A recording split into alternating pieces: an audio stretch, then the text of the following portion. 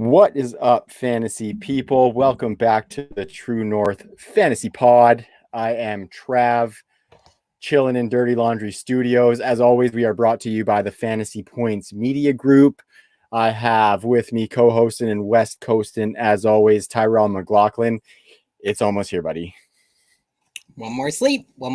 And I love the NFL draft. We talk about it all week leading up to it. It kind of just encompasses a lot of everything that we love about sports in general. Just that playing Madden since you're a kid.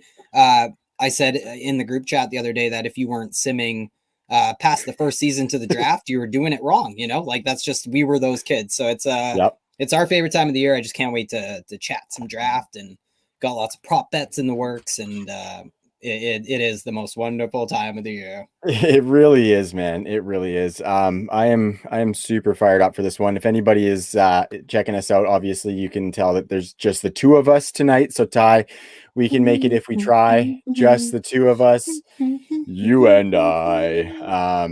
I'm super De La stoked, buddy. Soul. How about the range on De La Soul? Just really quick, Yeah, like when it comes to hip hop, that the range is just out of control. Preach, brother. No, I like that, and I'm excited. We don't really do two-man shows very often. We're really excited. I think we talked before the show, and we were going to preface for the listeners that we've got a draft live stream, which we're going to talk about in a little bit, where the True North crew is going to get together for day 1 and day 2 of the draft. But we've been kind of focused on getting some of that prepped. So we were a little bit, let's call it loosey-goosey on tonight's show sheet. It's going to be a really, really fun show. We're just going to have some really good back and forth conversation, Ty. So I'm going to turn it over to you, as is customary for the episodes, to just kind of talk about what we're going to go through tonight.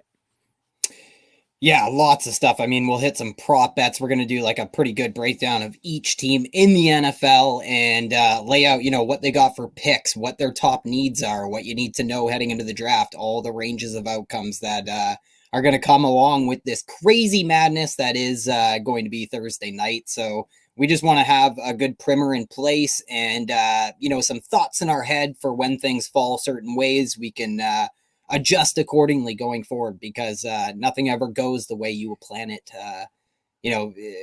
What is the, of perfectly laid plans or something along those lines? Yeah. Sure. Yeah. Well, bail me out. That one. Yeah. That one. Yeah, man. No, it's this is gonna be really fun. Like you said, it's the most wonderful time of the year. Super excited to get on the draft stream with the team. So I think, like you said, this is a great primer for that. And if anybody's been listening to the True North pod and can hear that we're going to go through all 32 teams, that we're going to be hunkering down for a bit of a sesh tonight. So I really hope you enjoy, kicking it with us, because we're going to have a blast tonight, and it's more enjoyable when people have a blast with us. So be ready to hunker down and soak up some good information. Amazing. Yeah. Yeah, for sure. I'm thinking, Trav, I wouldn't mind just completely deviating from plan right away, because like you hinted at, we kind of are lacking a little bit of structure tonight. We're just going to go through all the teams, so we have that skeleton in place, but we were planning to incorporate a lot of prop bets into this episode. Unfortunately, my degenerate nature took over, and I was just kind of betting these prop bets instead of making them tailored towards the show. So I'm just looking at them here. What do you think about just going through some of these, and then give me your take on some of these over-unders that I'm looking at? Send it, man. Let's flesh them out. So I'm on DraftKings right now, the sports book on DraftKings. So Justin Fields is the first one, over 7.5. So, I've been on the Fields to San Francisco train. This is really, coming to a head here tomorrow, and it looks like it might be Mac Jones or Trey Lance. So what do you think about Justin Fields, 7.5, getting past the Lions there? I think I'm going to go over, but you know what? I'm going to go under, because I think somebody is going to come up inside that top 7 and make a move to get Justin Fields, if he isn't already selected in there. Yeah, and I think we'll talk about that with the Lions. I think 6 and 7 might be those picks that are available, and we know the Lions GM is definitely a man who's looking to trade. However, the better odds in that bet are taking the over. Trey Lance's over-under is 1 pick lower. It's 6.5. So, that one is really interesting. And so what do you think about 6.5 for Trey Lance? I think I'm gonna go over on that one just because I think he's What do they probably gonna know get here? past What do that. they know that we don't? I hate looking I at prop know. bets Well, sometimes and when you're doing mock drafts because they can lead you astray, but this one even kind of looking in jumps the out. chat here, our buddy Clock Management, what up, Clock, is in Vegas as we speak, and he says that Vegas has Fields at 4.5. So, Whoa. like that, I'd probably be going over on that one, Ty. What do you think about the 4.5 for Justin Fields, real quick? See, really, I don't think it matters whether it's 4.5 or 6.5. The 7.5, I'm still taking the under. You know what I mean? So Yeah, if yeah, I really do think he like I'm kind of in favor of him going to San Francisco. I'm not saying that this is all smoke and mirrors. I'm saying that, whatever, 70% chance, whatever you want to say it is for Mac Jones, I think that other 30% is there's some of that that you got to allocate to Justin Fields possibly being the pick because San Francisco does know the kid pretty well. Yeah, and What do this you is think? like the season of smoke and mirrors too. So this is just us trying to kind of weed through all that and figure out what's going to And happen. So we've talked a lot about that. Like the only answer I have is maybe they don't want to, they don't have to tell people what they're doing. There's not exactly, exactly an advantage to not. Like it doesn't really matter either way. But you do have New York Jets right in front of them, yeah, who siphoned off some of their coaching staff. So maybe they don't want to tip any part of their cap. nice. Najee Harris, 24.5. Do you think he goes to the Steelers or Jets before that? Or I'm Miami go at 18? I'm going under because I think he's going to Steel City, and we're gonna get Kyle into that too. This one's going to be sobering for some folks. Kyle Trask, 72.5. Holy shit! So, big sorry to our man Gymnastic for that, by the way, because I know he loves him some Kyle Trask. Maybe Steelers 72 are and in on him. okay, so that would be early third round for Trask. I'm going under. I think he goes like late second round.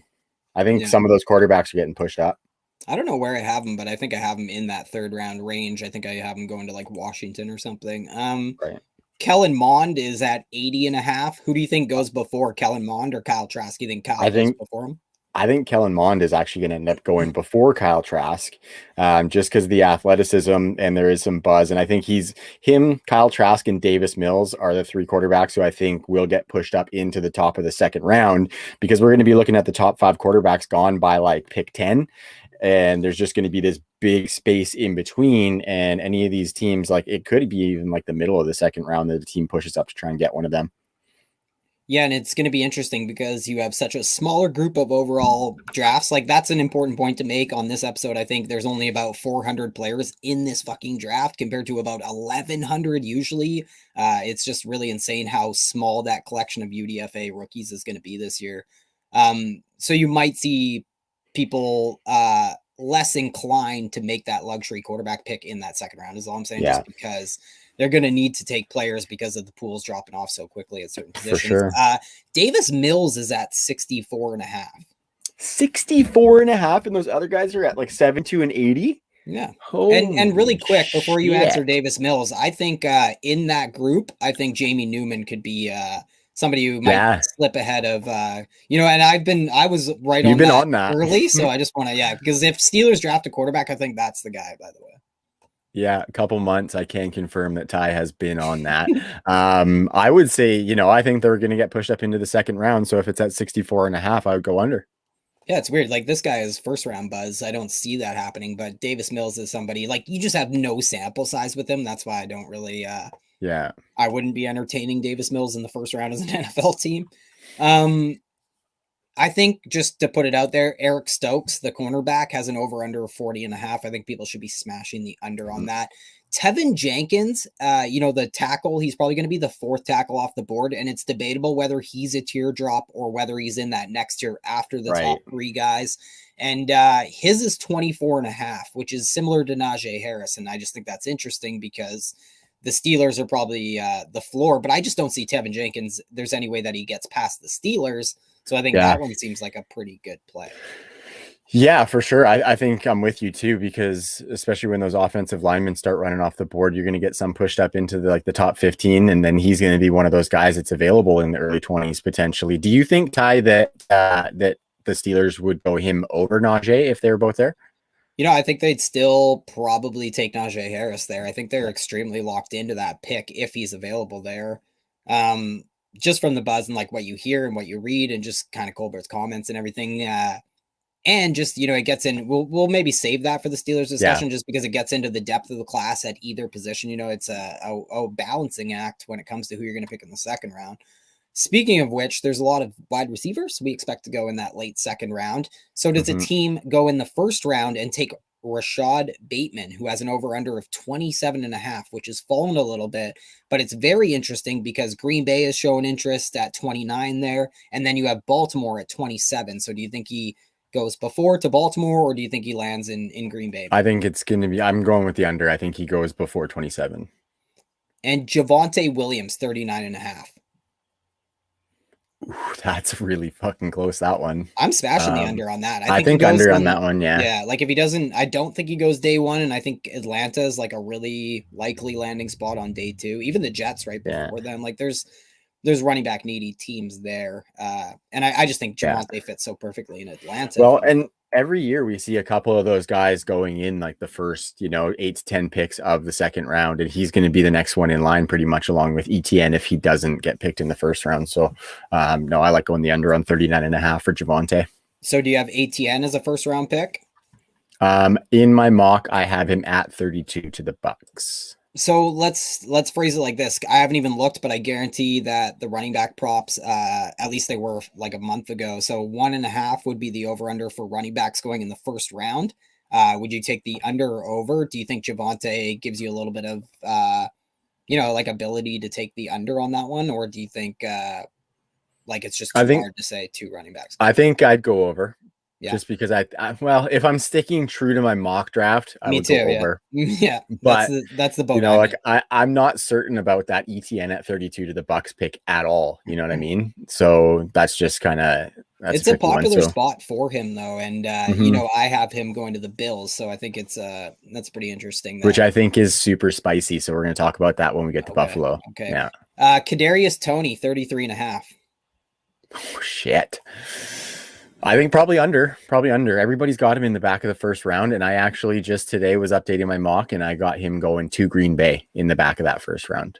Yeah, I think I have him going to the Lions at the top of the second round, which would fall just outside of that. Just outside. But he's definitely a lot of buzz. The Saints, the Packers, there's teams that are in on him. And that's about all I got for that. But maybe we'll sprinkle in some as we go. But yeah, make sure you're hammering that Jamie Newman under.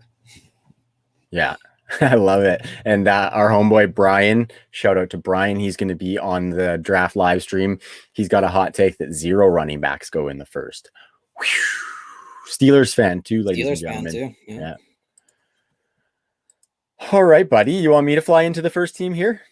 This is where we're at. This is where we're at for this episode, my man. You want me to go? You go. Me go. You go. We got this. We're too Canadian for that. We gotta. Yeah. So the first, obviously. We decided to get really creative with how we go through these teams, Ty. We wanted to have something really outside of the box for the order that we go in. So we're going alphabetical. Not reinventing the wheel whatsoever. Alphabetical seems like a good way to just hit all 32. And that's the goal of the episode, is to hit all 32. And that way we can hit Cleveland. We can hit the Rams really quick, and we can touch on teams like that. Yeah. Totally. Yeah, absolutely. So the first team, obviously, that we're going to get to is Arizona. They only have 6 picks in the draft. Notably, they are at 16 and 49. And then their other 4 picks are at 160 or later. So not a ton of capital outside of those first 2, obviously. It's a really interesting offense. Steve Keim did some work this offseason. They added AJ Green. They added James Conner. They added some O-line. They added a little bit of defense with JJ Watt. And there was somebody else big on the defense that went. I can't pinpoint who it is, but they also lost some guys, though, too, Ty. So being that they don't have a whole lot of draft capital and they might want to stack a little bit up to go for that title run with Kyler Murray, or, just to retool some of the depth on the roster, let's say. Do you think the Cardinals could try to make some moves to get a little bit more draft capital, or do you think they're happy with that 16th and that 49th pick? There's definitely I'm always of the mind that a team like this should be trying to manipulate the draft, move back, and accumulate picks. That's always easier said than done, especially in the middle of the rounds. And I think San Francisco, I point to last year, was a team that I was so adamant would, be one of those teams trading back, and they didn't. Mhm. So I'm not sold that Steve Keim trades back. I think they also have some desperate needs at cornerback and wide receiver. Like they need to make sure that they come away from the top 3 rounds, whether that means that they're only picking in those first 2 picks, but they have to add a cornerback and a wide receiver, I think, in those first couple rounds. So yeah, I think they move back, but I think they probably end up just staying pat. And in my mock draft, I actually have Devontae Smith falling down to 16, and that's where I have Devontae Smith going. That is where I have Devontae Smith going as well, Ty. Wow. Yeah, yeah, and I like the fit, to be honest with you, because I think I think that it's going to be good for him in the NFL and not have to be the wide receiver 1 on his team. Especially because I think he could profile better in the slot from the NFL. He had some of the best slot numbers of this class in 2020. So I think Devontae Smith would be a nice fit there for a team that's going to run a lot of wide receivers on the field. So they're going to have a slot wide receiver on the field a lot. And I think Cliff could really maximize his talents with DeAndre Hopkins taking up most of the coverage. But yeah, so you I guess obviously it's in your mock, and I was kind of hedging on my mock a little bit before, Ty, just saying like that might not necessarily be what happens. So 100%, would you say that if they don't go a wide receiver at 16, they're probably going to go corner? I don't think it's 100% just because the way the board might fall. I think the big X factor is Caleb Farley. I don't think people are talking enough about him in Arizona. I think he's a perfect fit. We have to remember Vance Joseph is coming in, so that's a zone defense, and it's just such a perfect fit. I don't think he gets past them. Actually, I have New England shocking the world, taking corner in round 1 at 15, so that's why he's not available. And I think, maybe an Eric Stokes or a Greg Newsome does go here, but I think it would feel like a little bit of a reach. Having said that, picking at 49, you're going to be looking at someone like Tyson Campbell or somebody a lot less appetizing. So you definitely do those debates. Like, would you rather have Devontae Smith and Tyson Campbell, or would you rather have Greg Newsome and, Rondell Moore maybe or something? Yeah, or like an Amon-Ra. Yeah. Yeah, but I think you're right about the slot, right? Like this gives Cliff Kingsbury exactly what I've been saying they need and what I think he's looking for. Going back to the Kiki Cootie explosive slot wide receiver Texas A&M season, Andy Isabel last year. So I think that's exactly what they want. It's a really good play. I think it hurts Christian Kirk a little bit. Yeah. I think we'll definitely dive into stuff like that schematically if it were to happen. But yeah, that would hurt him a little bit. But, I'm a little bit lower on Devontae Smith from a fantasy lens. And I think, if there's one landing spot that would give me more faith in Devontae Smith paying off his ADP in fantasy, Arizona might be that spot. I agree with you, man. I agree. That offense is just begging for another dynamic player, right? And like I said, for him to not have to be that first guy on the totem pole, he's not going to have to deal with that number 1 coverage. And obviously the size, which is a concern, might not come into play quite as much as if he did have to go against that number 1 coverage. Although I did see a tweet today, Graham Barfield from Fantasy Points retweeted a piece of Matt Harmon's reception perception saying that Devontae Smith was actually the best in this class at getting off of press. So I think like 26% of his routes were against press, and he won on 76% of those snaps. I'm pretty sure it was. So I think he can do it, and it's just like it comes down to like the athlete he is, not the strength and size that he possesses, I guess. So yeah, I think Dreamland for me would be Jalen Waddle, but I have him going ahead of that. So, but that would be incredible. Yeah, if they could somehow land Jalen Waddle, I think the league's definitely a lot higher on Jalen Waddle than Devontae Smith personally.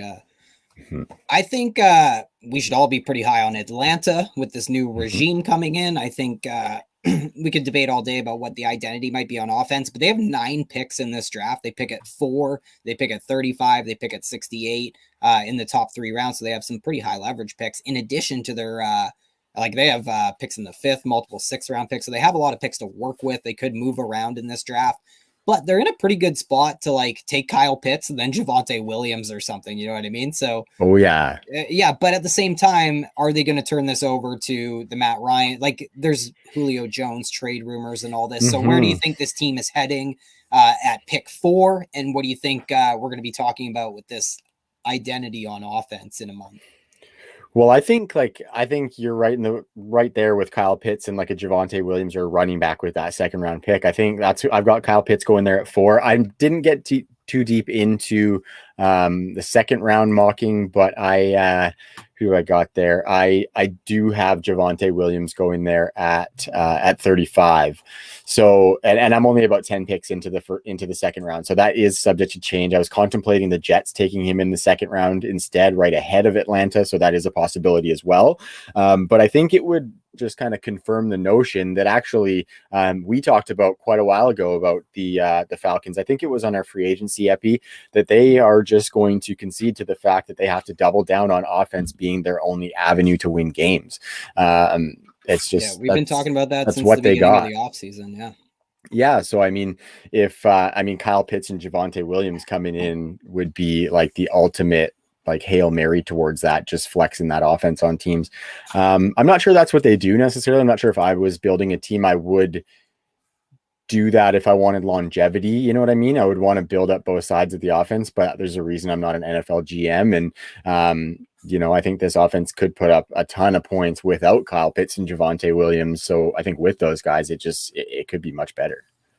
Yeah, and I was kind of on the, I've flip-flopped on this one a couple times, and because I started as soon as they restructured Matt Ryan's deal, I kind of assumed that might have been alongside them whispering that they're not going to be selecting a quarterback at 4. And then, the problem is it's just such a compelling argument. Like, when are you going to be able to take a quarterback this high again? Exactly. Because you're going to be looking at a quarterback. Yeah, it's the quarterback 4 in this class, but it's the quarterback 1 or 2 in a lot of other classes. Additionally, Matt Ryan is 36 years old.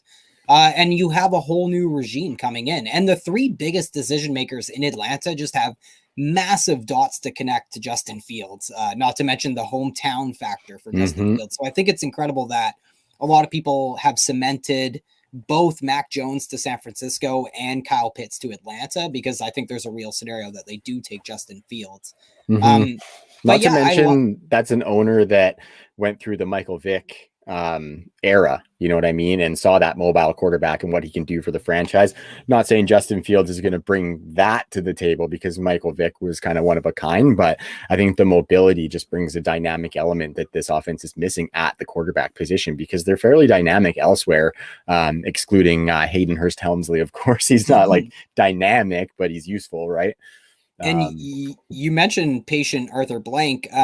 His comments like a couple weeks ago, it seemed like he was kind of hinting that they're staying with Matt Ryan as well. That's kind of like what really was the final blow for me. And, it's not a bad freaking consolation prize. Like Kyle Pitts might actually be the best tight end prospect of all time. His stats blow a guy like Kellen Winslow's out of the water, and his measurements, his attitude, the way he carries himself makes him way superior to Vernon Davis, in my opinion.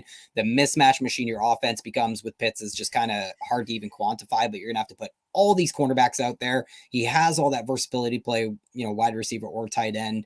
Corners just won't be able to hang with him. Like the size, the skill, the freaking wingspan.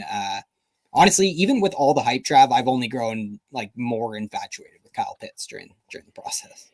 Totally, man. He's just looking like he's going to be that big wide receiver. And I think a situation like Atlanta would be pretty solid, because they're almost a lock to throw 600 times, where if they have Justin Fields coming in, I don't know if they are that lock to throw 600 times with his rushing ability and some of the other things that they could do with the run game if he were to come in there. So I think as far as the passing weapons, I think for us to be able to kind of get some more, keep getting the value out of Calvin Ridley, and maybe get another season out of Julio, and get one of those back end tight end 1 seasons out of Hayden Hurst, or Kyle Pitts. Of course, I think Matt Ryan is definitely a little bit better for that. Do you think, Ty, that there is room for him to produce like Kyle Pitts if he were to come in to maybe give us a top 12 season right away, season 1, as well as with the running back room? If it's Javonte in the second, as I've got in my mock, what do you think? What do you think he does for your boy Mike D? I think he hurts Mike Davis big time. I think Javonte Williams goes to a team and becomes a 3-down back almost immediately. Right. Does he play right away on third downs and stuff like that? That definitely remains to be seen. Can he hold, like, the only question I have with Javonte Williams as a prospect is he plays like a 230, 240 pound back, but he ain't. So, I do have concerns about that. So I just want to see how he holds up playing pants on fire style at 210, 215 pounds. If he puts on weight, I want to know those kind of things. But I think Kyle Pitts kind of will suit this offense so perfectly. Like we said, the new regime coming in Arthur Smith ran just a ton of 2 tight end sets in Tennessee. So I think whether he's lined up at tight end, whether he's lined up in the slot, even outside, I think there's just so many ways they can use Kyle Pitts. And, there's going to be so much attention paid to Calvin Ridley. There's going to be attention paid to Julio Jones. So I think there's a lot of room for him to produce in year one. And the skill set being like, we should probably think of him more like a rookie wide receiver than we should a rookie tight end. And I know that flies in the face of so much, but I don't think they're going to ask him to do a lot of the heavy lifting at tight end in year one.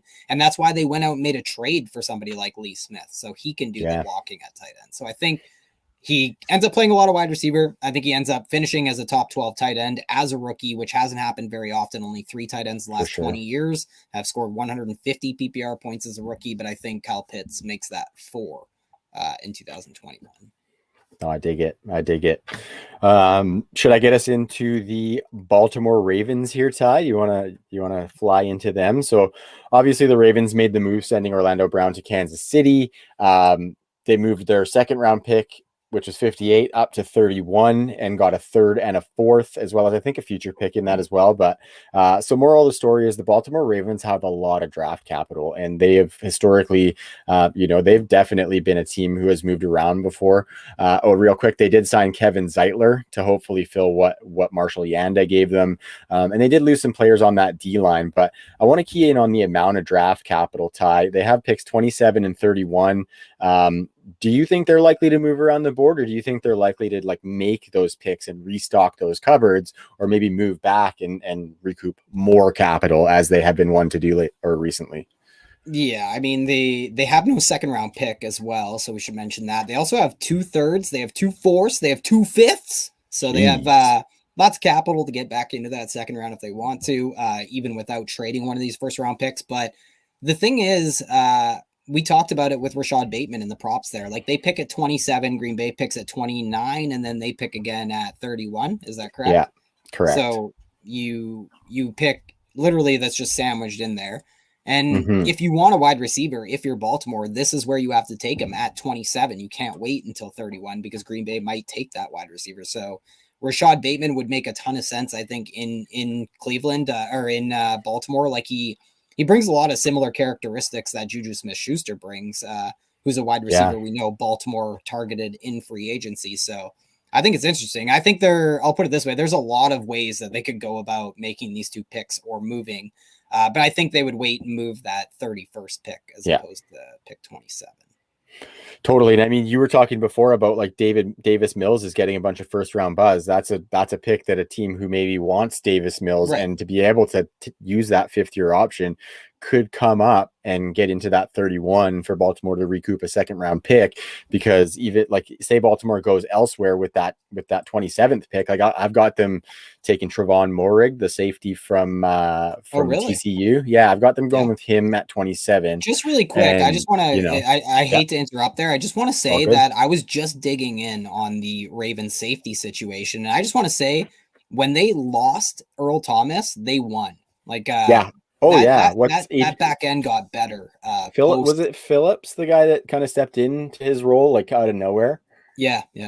And Earl was just like a locker room cancer, which is kind of wild. I was kind of looking forward to seeing Earl play in that Baltimore defense, because he seemed like a good fit, but just didn't end up happening. So I think maybe if they could add Moehrig to that at 27, and if they did. So who do you have at 31 though? 31, I have them going tackle with Jalen Mayfield.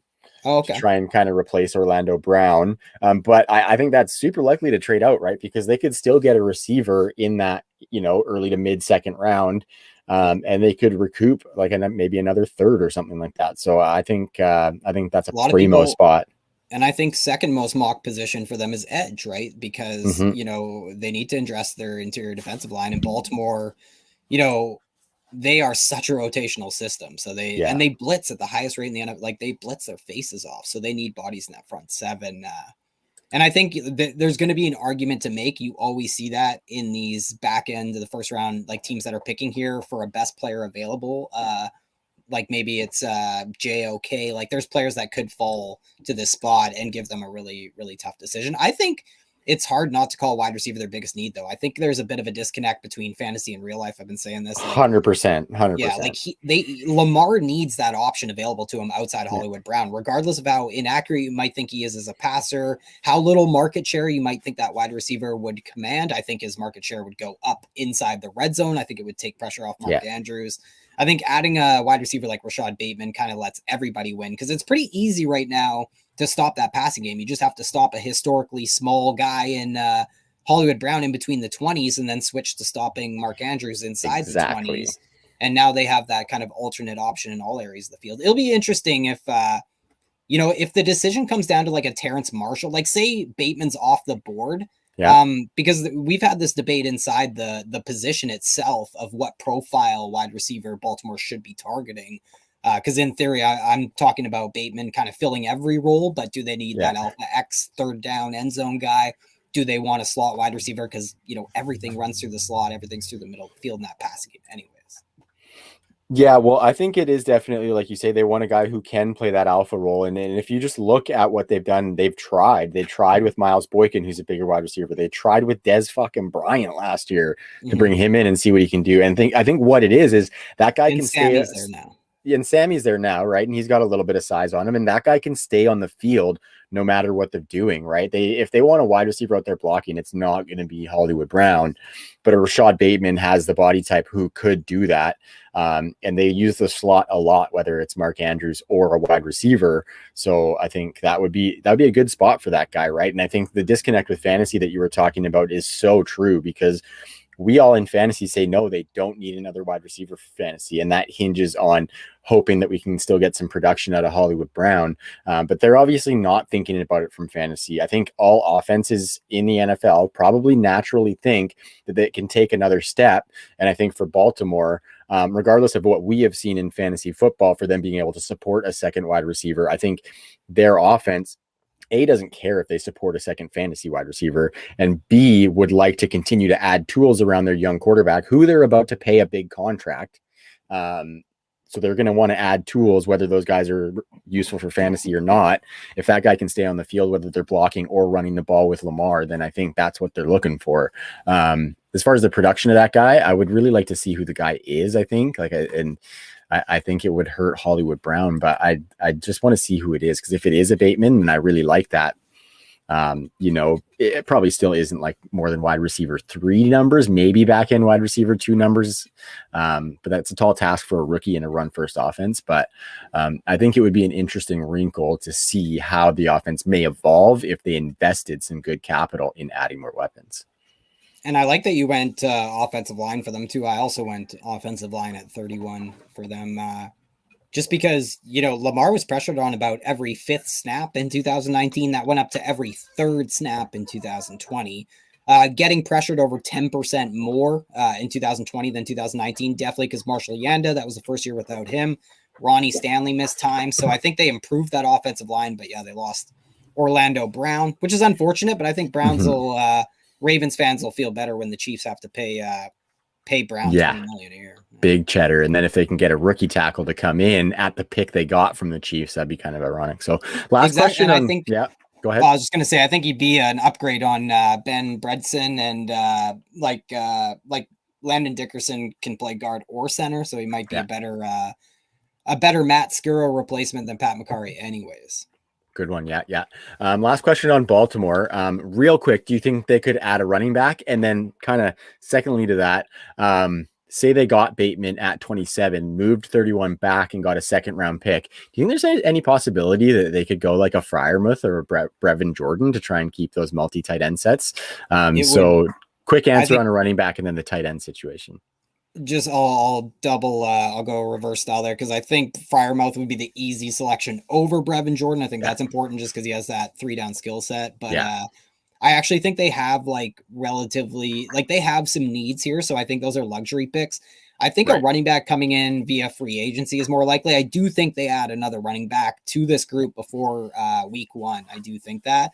And then, I just think tight end would be such a luxury pick right now. And I'm just blanking on it, but I think they brought another tight end in. this offseason. But yeah, they need to Yeah. address like that back end. You haven't taken a safety. I think they need a slot cornerback or a safety, but running backs on the list, I think it's just really low down. And I think now that I think about it, in my scenario where they took Bateman at 27, I'm not sure that they would prioritize another tight end, because that guy would, likely be blocking with all the other pass catchers, including Bateman. So I don't think like that guy would be coming in for a pass catching role. So good point. So, what about the Bills? I think the Bills are one of the more interesting teams in the draft because they're a pretty set offensive team, and maybe they look to push that offense over the top with Brian Dable coming back. They pick, they have their normal picks in the top 3 rounds, so they're picking at the back of the draft. Bills fans are not used to that. They have guys they really have to pay. They have to pay Josh Allen. They have to pay Edmonds. Like, they have some contracts they're really going to have to dish out here. But what do you think they're going to do in the first couple of rounds? Do you think they're going to add a running back or a wide receiver or anything exciting, or do you think they're going to go cornerback to pair somebody with Tre'Davious White or what? Yeah, well, in my mock, I actually have Landon Dickerson going to them at 30 for the Bills. So I don't have them going corner. And I think 30 is a kind of a weird spot for a corner because you would need someone like you would need like Greg Newsome to fall to 30. And I don't think that's necessarily going to happen. And then I think there's a bit of a tier break after him. You did mention Stokes. That could be a spot for Stokes to go. So definitely one to monitor, and corner would be a nice add for that defense because I think that defense is primed for a bounce back. But I don't think they're going to go sexy running back or a wide receiver in the first 2 rounds at least, just because they brought in Manny Sanders. They want Gabriel Davis to ascend a little bit. Cole Beasley is going to get his. Stephon Diggs is one of the best wide receivers in the league. So I think they've got a pretty solid option with those 4 guys. And so to invest heavily in another wide receiver would be maybe good for the long term, especially signing Josh Allen to that deal pretty soon. But I don't think that would be the piece that puts them over the hump to be that Super Bowl team, which is I think what they want to do right now. So I think they probably are looking for people that they can use pretty early. Yeah. I don't think they're going to go one of those positions. Actually, I might go wide receiver if I was them, but I think like some of these options are on the table. Like wide receiver doesn't jump off the page as a need in Buffalo by any means, but the Bills ran 3 wide receiver sets or more 88% of the time last year, by far the most in the NFL, by far, and just an outrageous number. Hail Brian Dable and Sharp Football for those no numbers. doubt. Wide receiver would be a bit of a luxury pick, but the Bills defense is, just much better than what they showed last season. You know what I mean? I think we're expecting some natural regression to the mean on that side of the ball anyways. And, we saw this offense just completely transform. So why not kind of build on that offensive trajectory would be my point. But I think they might do it with a running back. I really think Travis Etienne might be the pick. Like Brandon Beane, the GM in Buffalo, was there in Carolina when they took Christian McCaffrey. So was head coach Sean McDermott, for that matter.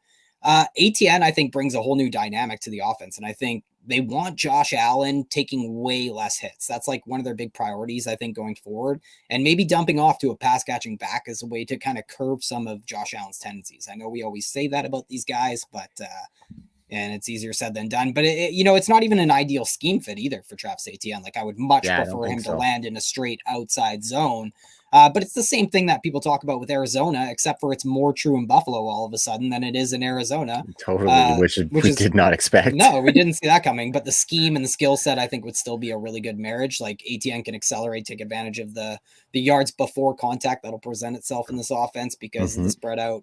When you spread out all these wide receivers, there's not going to be a lot of linebackers on the field. You get these light fronts, and then in addition to that, you have the threat of Josh Allen on the RPOs and play action. Like this, the offenses are just gonna be scared to death play action for Buffalo last year. And we know there's a ton of explosive plays in the passing game in Buffalo. I just think adding ATN, if I'm arguing for why I think they could make this pick, you'd be adding a bunch of explosive plays in the running game as well. But for fantasy, I wouldn't like this, and I am. Team running backs don't matter, that for sure. Yeah. Well, and I think like Devin Singletary is not the receiver that ETN is, but he can catch the ball and he can have some of those breakaway plays, right? Like I think. I don't think ATN. They're not even close as players. Yeah, but I just think they're like ATN's on a different level in my opinion receiving. For sure, for sure. But And I think I don't what know. that is that people never notice on tape or whatever, even the tape guys never notice it. It's that he catches the ball and he's already moving. Yeah, He's just fast once at he like catches the ball. almost full speed the Yeah. second he catches the ball, for sure. And it's more that 90% of running backs just don't have that. They have to Mhm. set up their feet before they're, everything. And that's the same with Najee Harris. I just love how their feet are ahead of their body all the time. For sure. And I think like if you're going to invest a first round pick in Travis Etienne, they're going to have to really commit to giving the running back more targets. So that would be one to kind of keep an eye on because they haven't necessarily done it. I've kind of said that Josh Allen, instead of checking down, he's just going to run the ball. So, and obviously they're thinking about it from a real football standpoint, not a fantasy football standpoint, but still, like, I think they would want to commit to using that guy for the reasons that they drafted him, right? And so we would probably see a little bit of a change in that offense and the target distribution. I just think they'd want to add something that they like, and it's ironic because it completely kind of flies in the face of the type of running back that we've seen this organization target over the last 2 years in Devin Singletary and Zach Moss, who are very much like a Pittsburgh Steelers style running back. Yeah, for sure. But having said that, I think that's exactly why they want Travis Etienne. I don't think they're asking Travis Etienne to pass protect. I don't think they're going to ask him to be in there on every third down, but I think he's going to be a very, like, this offense will be so hard to stop on first down with Travis Etienne and what Josh Allen and Brian Dable have been able to do on first down. Totally. Having said that, I still think wide receiver might be in play here too, just because, there's one guy that I can't get over. I want Rondell Moore in Buffalo so badly. Like, it just makes so much sense because, I love Rondell Moore. Maybe I have worries about the durability, the height maybe, but his closest comparable guy who's put up fantasy production at 5'7" is Cole Beasley. So yeah, crispy Cole. So give me long-term, give me Rondell Moore over Cole Beasley, and then give me Cole Beasley when Rondell's hurt. I like it, handcuffing them. No, and it makes sense too because those two guys could get on the field at the same time with those 4 wide receiver sets that they run because I'm pretty sure they had the most in the league for 4 wide receiver sets. Just looking. But anyway, yeah, they were way up there in 4 wide out sets, which was definitely like, thank you, Brian Dable, once again. Almost 90% of the time they had at least 3 wide receivers on the field. That's crazy. Cole Beasley, like, you can't play guys every snap. So I think Moore's and they like these kind of wide receivers too. Like, they keep bringing Isaiah McKenzie and guys like Robert Foster. Like, I think there's guys who are in this wide receiver class that suit what they're after. But we should cap off the Bills by saying that it probably is going to be cornerback. I just think where they're picking is a tough spot when it comes to how the board falls at corner. They might have to reach on somebody if a Stokes isn't there. Yeah, exactly. There's that teardrop where I don't think we see corners go into like the middle of the second after that. So really quick, win totals came out 10.5 over under for Buffalo. Hey, theme of this episode, Ty, I was supposed to be all over those win totals and I have them pulled up as well. You were but I totally forgot. So thanks for flying in there, buddy. That was just one that I remembered because you just don't see a lot of win totals come out for teams that aren't perennially at the top of their conference. So that's an interesting one at 10.5. I have a hard time taking the over there. Yeah, I think that'd be pretty tricky, but like it's definitely something that they could do with the squad that they have and that defensive bounce back that's coming. Trav, I hope people took the over on Carolina last year. Everybody just thought they were going to be the worst team in football, but this offensive regime kind of put a lot in place that, like, Joe Brady and these guys they know what they're doing. And Joe Brady's probably a head coach in 2022. So Carolina picks at 8, they pick at 39, they pick at 73. They have all their normal picks, no 7th and an extra 6th. Left tackle, offensive line seems like the priority there. Do you think number 8, do you think they can trade out of that pick? Do you think they even try and trade up maybe? Or do you think they're going with Sam Darnold, building that offensive line for the quarterback who was under pressure the most often last year? And when do you think they could go in on wide receiver with Curtis Samuel leaving? Or do you think, how do you think they go after that?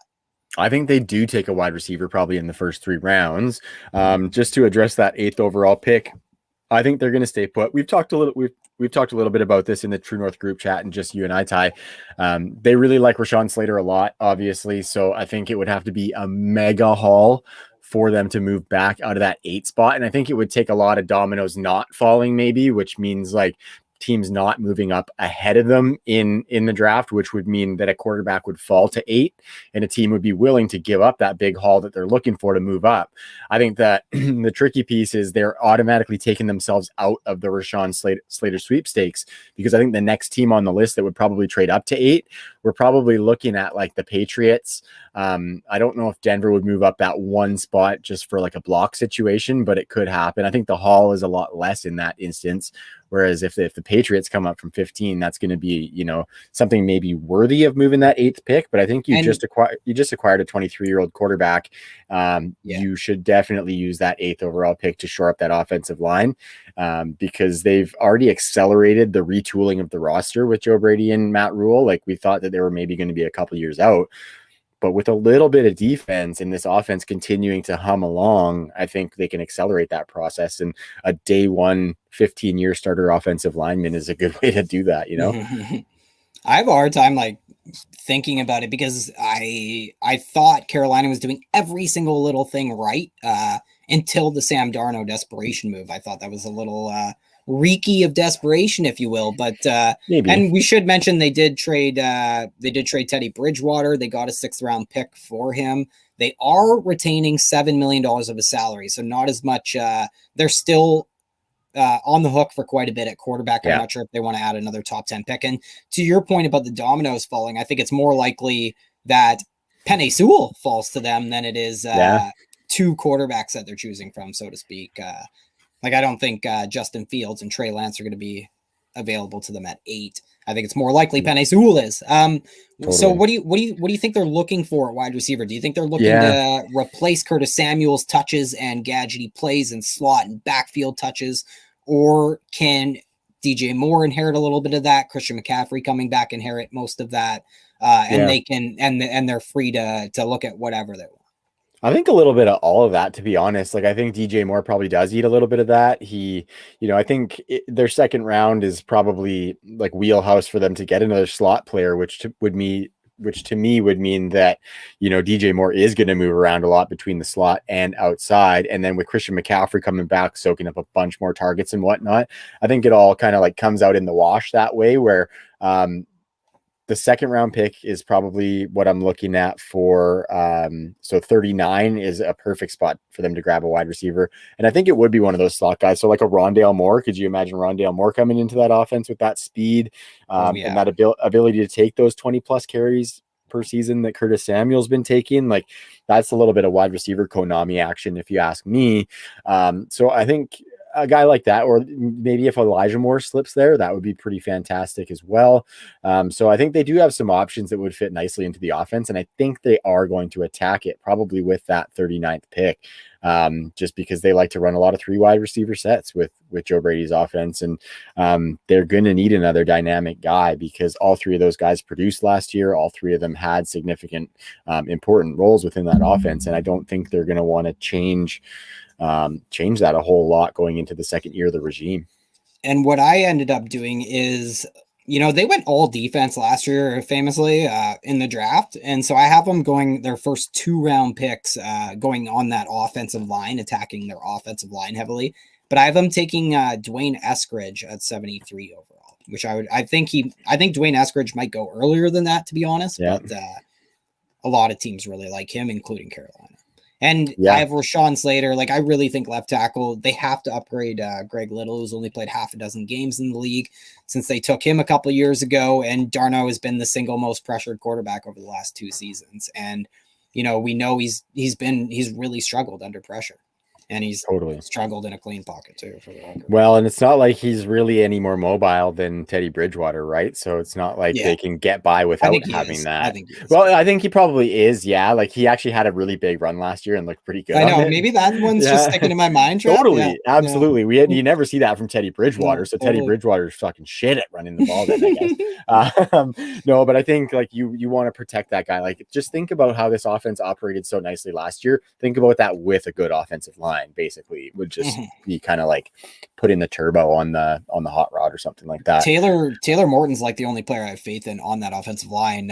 And what you do is you add a left tackle, and all of a sudden you have him and Taylor Morton stabilizing your tackle positions, and that's a nice offensive line all of a sudden. Actually, watch Taylor Morton hold out. He's on the franchise team. Damn. Hopefully not. Hopefully not. I'm going to move us into the Bears here, Ty. Bears. Yeah, I don't want to spend too much time me on either. them just because obviously they're not a very sexy team. They their draft capitals, they got the first, the second, and the third round picks, no fourth, a fifth, and 4 sixth rounders for the Bears. The mark of the devil. Yeah. So obviously Allen Robinson's back on that Chise tag. But the wide receiver room is pretty ugly behind him. We like Darnell Mooney, but to a certain extent, I think. Offensive line is in rough shape. They only have one offensive lineman under contract in 2022, so they're going to need to retool there. So I think they've got a lot of work to do if they think they can be the defense that they were a couple of years ago as well. But I think the biggest question is the quarterback position, Ty. I'm just curious. They pick at 20, so not a good wheelhouse to get a quarterback that can be a franchise changer. But do you think there is any avenue for them to attack the quarterback position in a meaningful way? Yeah. Hey, Trav? Yeah. I think you froze there and then came back. Oh, really quick. shoot. Yeah. Shoot. Just repeat your question there really quick. Yeah, well, I'm curious if you think there is an avenue for them to attack the quarterback position meaningfully, so that it might make this offense look a little sexy or something. Is there anything that they can do to make this offense look sexy? Absolutely. What they can do is trade Allen Robinson, get rid of Ryan Pace, get rid of Matt Nagy, and trade Allen Robinson because he could actually probably get you a first round pick. And then you use 20 and that pick you acquired from New England at 15 for Allen, whoever. And you go up and you try and get one of these quarterbacks, because it seems like there will be an avenue where a Trey Lance or, that fifth quarterback might fall to that 8, 9, or even beyond. So, there is a way that they could do it, but if they do it, I just don't have faith in Ryan Pace not giving up the farm to do it, because this team is so devoid of talent. I knew this was coming because they're up against the cap. This team's been run into the ground, and they went with Andy Dalton. Like, they haven't made a single correct decision in this regime. Not one single one that I can point to. No, it's been pretty brutal. And I think, yeah, just like you, it'd be a mega long shot for them to actually do that, because if they don't do the Allen Robinson thing, like you said, they're going to mortgage their future. And I think if they're mortgaging the future, but bringing in a young quarterback with what they mortgaged it for, I think that's kind of counterproductive, in that you're setting this young quarterback who's probably going to start from day one, because Andy Dalton's on the top of your depth chart right now. You'd be setting him up for potential failure in the first few years of his career. And that kind of shit can kill a really promising quarterback's career. So what else? I kind of just hope they don't, because they'll ruin him. And the other thing I worry, let's move this to wide receiver, which is probably the most popular mock draft position to Chicago. And I have a pretty strong take on that, just because you have Andy Dalton there. You have Ryan Pace on this incredibly short-minded mindset that they're operating under.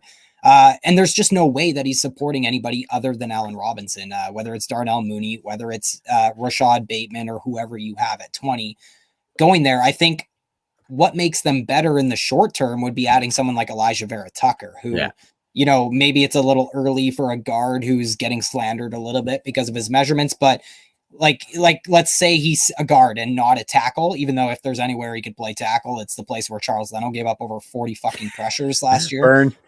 And Wilkinson, who's a brutal right tackle, but James Daniel, Jermaine Ifedi, their guards suck too. So I just think and like you said with the contracts in 2021. So I think they have to add someone like Elijah Vera Tucker, and that immediately makes them better. Whereas a wide receiver is just going to literally not get targeted. And I'm expecting a lot of prayer yards instead of air yards for my boy Darnell Mooney. Well, and it's funny that you say that, because I have the Bears going in the direction that they probably shouldn't, as you stated, and taking Rashad Bateman with the 20th overall pick. So, and would it surprise me that Ryan Pace thinks that a wide receiver would immediately make his team better, as opposed to protecting Andy Dalton so he can actually do something? Yeah. No surprise there, folks. No surprise there. And it would suck from a fantasy lens as well, just really quick, because Rashad Bateman would be locked into more short average depth of targets, but he also would be really hurting for volume when it comes to Allen Robinson being there. Yeah, and within that red zone volume, which is the most lucrative variety. I'm gonna slide into the Bengals here, Ty. I'm gonna take two in a row. I'm gonna double up on this. So the Bengals have 3 picks in the top 70. Um, I think, we've stated before, we like this offense as one to buy pieces of. They've got Joe Burrow was the 101 last year. They've got another top 5 pick this year. They drafted T. Higgins last year, who I think could be a future wide receiver 1 for fantasy football. And then Tyler Boyd with that steady, 14 to 18 finish every year, probably around 17 is I think where he's been like the last 2 years in a row, I think. But that 5th pick, I think if the draft starts with San Francisco, Ty, I think the draft is going to get into full with the Bengals pick at 5, because there's talk about Penei Sewell going there. There's talk about Jamar Chase going there, and I think that's what we've zeroed in on as the 2 guys. But yeah, I'm curious. Do you think they're going to go potentially with a luxury pick at wide receiver? Or do you think they maybe make the smart move for that second-year quarterback and go with Penei Sewell? Or as you said, if he's slipping, then Rashawn Slater potentially at that 5th pick. Well, the irony is I think it definitely should be Sewell, and I think they have Sewell much higher than, I think they're one of the teams who would consider him a generational talent maybe. But I think the second-year quarterback is the guy who's calling the shots here, to be completely honest. I have zero faith in the Bengals organization. We all know Jerry Jones is the only GM owner, right? Well, that's actually wrong. There's a guy named Mike Brown who's just 10 times fucking worse, who's running the Bengals and always has been for the last 30 years. And that's why they don't have a playoff win in the last 30 years. So I have no faith in this organization. And that's why I think that Jamar Chase is extremely a legit option to go here. Not that I even think it's a terrible pick to take Jamar Chase. I mean, I talked a lot of this offseason about how they should be big players in the wide receiver market in free agency because they have control of this wide receiver room. And there's such a demand because of the system placed on the wide receiver position. About 70% of the targets under Zach Taylor have gone to the wide receiver position. So I don't hate the ad of Jamar Chase. I just hate the way they're making their decisions in Cincinnati. And the football gods will sting you when you're not doing the right thing. So I really do lean towards the pick being Jamar Chase, even though about 80% of the mock drafts, according to Grinding the Mock, have Penei Sewell going there. Yeah, it's funny. Just over the last 24 hours, actually, I had Jamar Chase at 5 and I had Penei Sewell at 6. And I swapped them today, and there's a good chance that I swap the back 3 or 4 times before the draft starts tomorrow, because I really am not sure. Just like you laid out there, Joe Burrow, probably calling the shots there. He is the future of the franchise. And if he's lobbying for Jamar Chase, I think that holds weight. I think the other factor there is Zach Taylor. Like you said, all those targets go to the wide receiver position. 76% of their snaps were with 3 wide receivers on the field, which is the most in the NFL, right? So I think the Zach Taylor plus Joe Burrow could equal Jamar Chase thing is extremely real. But yeah, it's good. It would be interesting to see, because let's just hypothetically say they do go Jamar Chase. Let's talk about kind of the impact on the target totem pole with T. Higgins and Tyler Boyd. Sorry, Joe Mixon. Yeah, sorry, fucking Joe Mixon. Okay, let's move on to the next team. Let's just get past these guys here. No, I think that's good conversation too, right? Because Gio's gone, so we want Mixon to get those targets. But if Jamar Chase comes in there, then I think it could be more tough sledding for Joe Mixon. I would offer the point that it can't get much higher. You're never going to see a team have 75 to 80% of their targets go to the wide receiver position. That'll never, ever happen. And we know the tight end position is severely devalued in this system. So yeah, I think to be honest, the guy who would be hurt is T. Higgins or Jamar Chase, whoever loses that battle, which is really unfortunate because these are 2 of the top 10 wide receiver prospects that we've probably had in this decade. So it's they're 2 guys that I absolutely love too. So it would really be unfortunate. I also love Tyler Boyd in the slot, and he's going to get his against zone coverage and stuff. So totally. And I think it's a spot where Joe Mixon can actually don't let people like me for the last couple of years have been saying he needs the market share or don't draft him. This might be the year that he still can get the market share, even though another wide receiver comes in because Gio left. And I think he's probably going at a draft price where he's so worth it now, because I think some of the community is starting to come off of him, maybe a little bit, Yeah, right? he's Like expensive again. you're like, is he? Yeah, you're For a deep month into or the so, best yeah, you balls could I have know. enjoyed that third Yeah, round mix like win for that like a third month, round. but No, yeah, no not more. anymore. Shit. No. Damn. I know Yeah, how what fast it goes. How I think fast it's they grow up. an interesting one to monitor, because we're going to have multiple guys produce, probably 3 pass catchers produce here. I was just looking at some of the passing volume, because if you look at their passing volume from last year, it's a little bit deceiving, because I think it was a product of that Joe Burrow injury, because um, before Joe Burrow got hurt, he was throwing the ball 41 times per game. After he got hurt, that went down to 27 pass attempts per game for the Cincinnati Bengals. So um, don't don't take that back half of the season offense at face value. Look a little bit deeper and see that they are going to throw the ball some more. So there is going to be some avenue for some of these other guys to produce pretty well, and I'm here for it. And just add on to that with Tyler Boyd and Joe Mixon, who a lot of people will point to as the people who will suffer. I don't necessarily agree with that, because they'll be neglecting offensive line, which means Burrow will be under pressure, which means he has to get rid of the ball quickly, which means he's going to be going to his closest targets, which means he'll be going to Joe Mixon and Tyler Boyd quite a bit out of Oh, oh, necessity. oh, oh. Lastly on the Bengals here, Ty, I'm curious if you think with Gio gone, if they're going to potentially bring in some sort of significant running back. Do you think they'll add there in the draft for somebody that's going to get some snaps for them, or probably I not don't quite? I don't think so. No, I No. think they're I think they're kind of off running back. I mean, they have the better P Ryan on the roster. They have Travion Williams. Yeah. They have Uh, bodies there. I think if they add somebody, it'll be off the scrap heap via free agency. I don't think they'll add a running back in this draft. I'm just really quick. Like, I think a lot of people are trying to take a cop out in the whole Penei Sewell, Jamar Chase thing, saying that their interior offensive line is the big need. But I think it's similar to what I was talking about. Like, you put those 2 anchors on the tackle positions, and your interior is a lot easier to build from there for much cheaper, for that matter. And I just think, yeah, it's the whole pasta needs the noodles before the baked cheese thing. And I think Chase is the baked cheese, and the tackle is literally fucking named after an elite noodle. Like, penne is an elite noodle too. It is. It is. It definitely is. Especially when you get like with a white sauce on a penne noodle, Oh yeah, little bit of chicken, maybe a little bit of mushroom in there, and some Parmesan cheese and shit. Damn, that's bam. good. Get stuck in those little cylindrical bastards, and you take a bite, and it just explodes in your mouth, and it's like a gasm and shit. It's good. Uh, So speaking of orgasmic explosions, the Cleveland Whoa. Browns are picking at 26, Trav. You do not see the Cleveland Yeah. Browns and Buffalo Bills picking in the last 6 picks of the draft very often. Yeah. That's something that I never thought I'd see. So, Big do kudos to they those think they fan add? bases. Yeah, totally.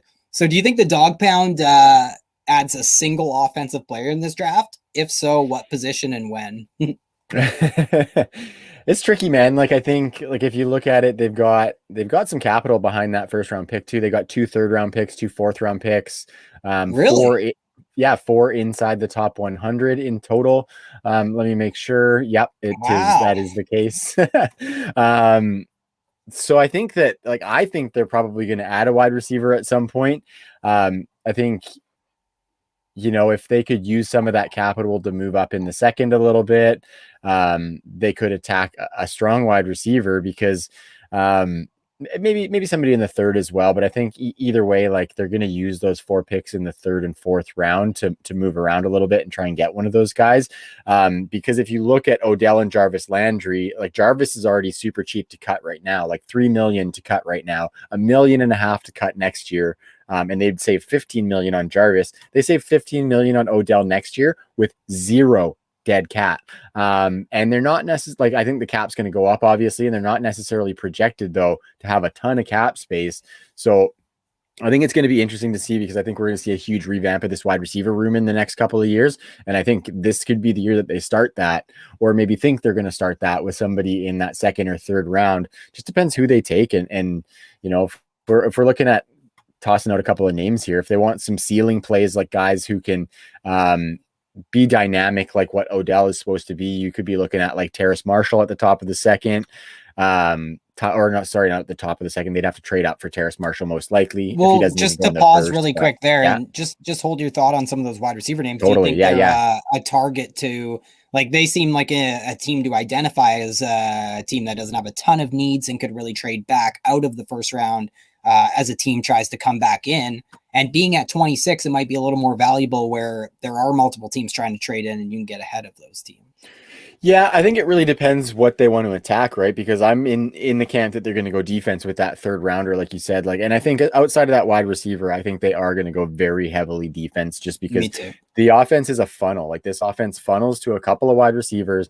Look at the roster; like, they use a lot of 2 tight end sets, which in Njoku and Hooper, they've got Jarvis Landry and Odell Beckham to play those wide receiver spots. Rashad Higgins, Kadarius Hodge, Donovan Peoples-Jones, like, they've got guys that they like in there, as well as the best running back duo in the NFL. So they don't have like those needs. Their offensive line is good too. So, and you talk about scheme on defense. That's like, we could see a lot more nickel coming next year. Like, I just think, or sorry, dime coming next year. Like, we could see a lot more defensive backs on the field as opposed to linebackers. Like, we have this new system coming in. So I think they need bodies. I think number one, they need to find a pass rusher opposite Myles Garrett. I think that's extremely important. Well, that's Myles where I have Garrett them was going one in the of, first. yeah, I've me got too. them I have going Jason Aziz, I think, Owe. going there.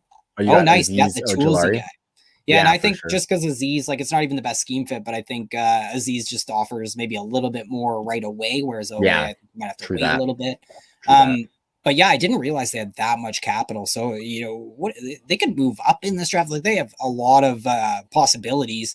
And what they should be doing is trying to find the best player available who can make the biggest impact on the roster for sure. But I think that player is probably like an edge defender, maybe even another super strong corner if you're going to play that much dime. Yeah. Or an inside defensive lineman. Maybe Barmore is he's probably the only defensive tackle I'd be taking in the top 4 rounds of this draft, and he's probably a first round grade on a lot of people's boards.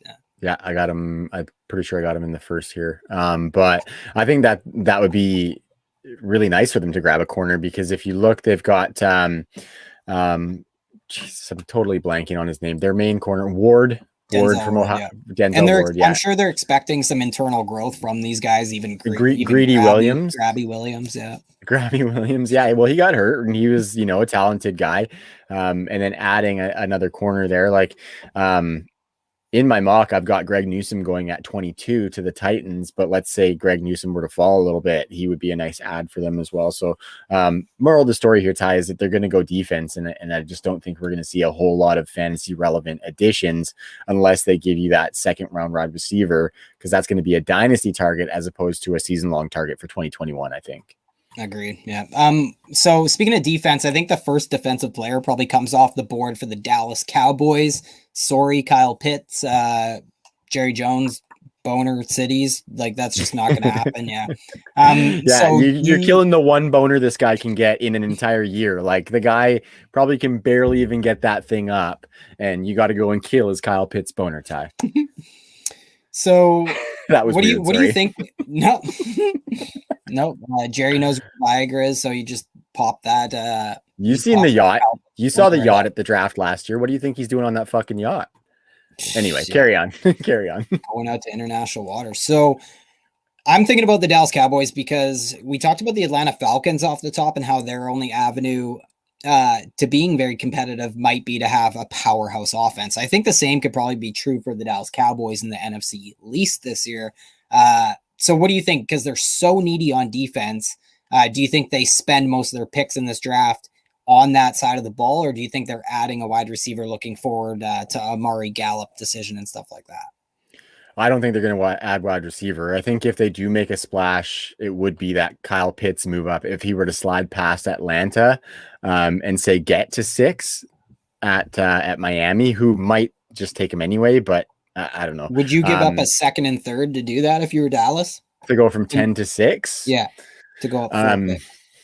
I probably wouldn't, but I think Jerry might, just if he's that in love with Kyle Pitts. But I'm like, I love Pitts, and I think he would be great in that offense. But I just like that offense is already set to be kind of supercharged. And so he would improve the offense for the long term. But I don't think I don't know. It sounds weird to say he doesn't take them to the next level, which isn't quite what I mean, but that's kind of what I mean. Like, I don't think he Yeah, they're turns the already a team into a vertical Super Bowl spread out. team. They can already do what he's going to bring with the guys that they have. Where I've got them going with JC Horn at 10, and you see a lot of mocks having Pat Ooh. Surtain going to them at 10. Full disclosure, JC Horn at 10 might have been a little bit of a homer play because at 12 I have the Eagles going with Pat Surtain, who I would rather have. Well, I just So think I think that's Sertan, the position that they attack is corner at 10, though. and that's who I have is Patrick Sertan. It just seems so set in stone because he played with Trevon Diggs there. They were teammates at Alabama.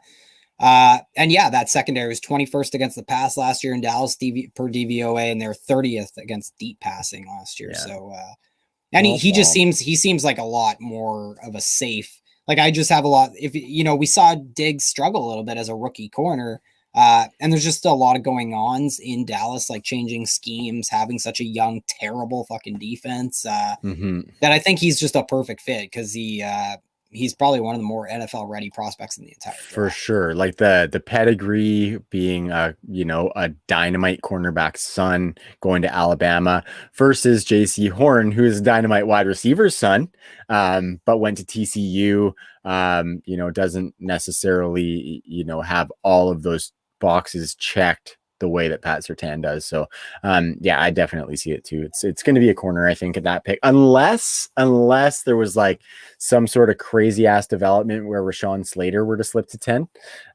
So say like Carolina traded out or something like that, which is where I have Slater going. I think Dallas would like to restock the offensive line. Are you But saying that they're not going to offensive line is reach. fragile? Yeah, I'm saying that the dust is settled on that elite offensive line. Injuries have mounted. They are a shell of what they once were, but I just don't think that they're going to reach on a tackle. If Slater and Sewell are gone, they're going to go elsewhere and probably take a corner. No, unless they like love somebody. I totally agree. Yeah. But yeah, you're right. Like the offensive line is super fragile. They have to start thinking about it long term, or else they're really going to be in full rebuild mode in like 2 years on that offensive line. 100%. I think wide receiver might be something to keep an eye on because they did lose some of their depth, and it would be somebody that could enter the fantasy conversation. So whichever wide receiver they add, I'm interested in Dallas. But yeah, that defense was one of the worst against the pass, one of the worst against the run. So they should be definitely focused on that side of the ball. A team I think really took care of that side of the ball this offseason were the Denver Broncos, and they have defensive head coach Nick Fangio. Vic Fangio, did I call him Nick Fangio? Vic yeah, you did call him. That's probably his younger son, Nick. Not Nick late. Fangio. Yeah, not late for dinner, Fangio. They just picked up also Teddy Bridgewater, and so they have Drew Lock, Teddy Bridgewater. Do you think, say, like what quarterback could you see falling to 9, and what quarterback, do you think they'd still take a quarterback if one was to fall? Yeah, I think they definitely would still take a quarterback. I actually have Justin Fields falling there in my mock, which, yeah, him falling to 9 is just insane to me. But that's just kind of the way I have it shaking out. Because like they have a lot of young pieces, and I don't think they're thinking that Teddy Bridgewater, who they just acquired for a swap of 6-round picks, I believe, is going to be their future or anything like that. I think if anything, such a weird trade.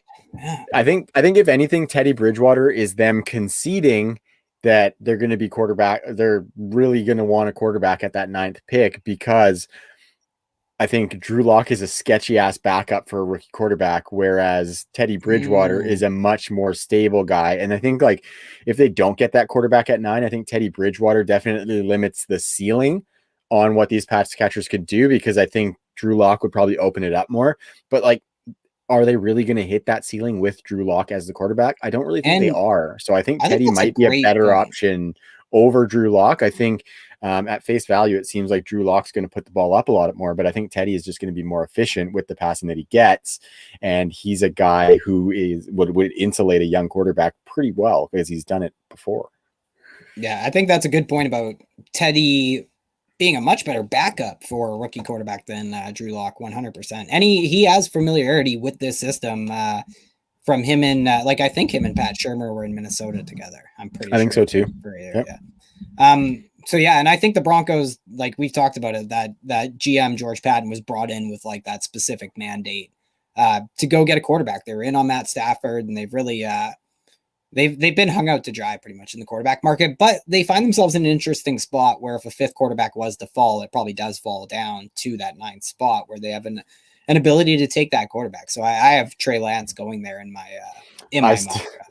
I still think though, if I'm John Elway and I'm sitting there like ready to stay at 9 and pray there's a quarterback that falls there, my butt would be a little bit puckered, I'll be honest.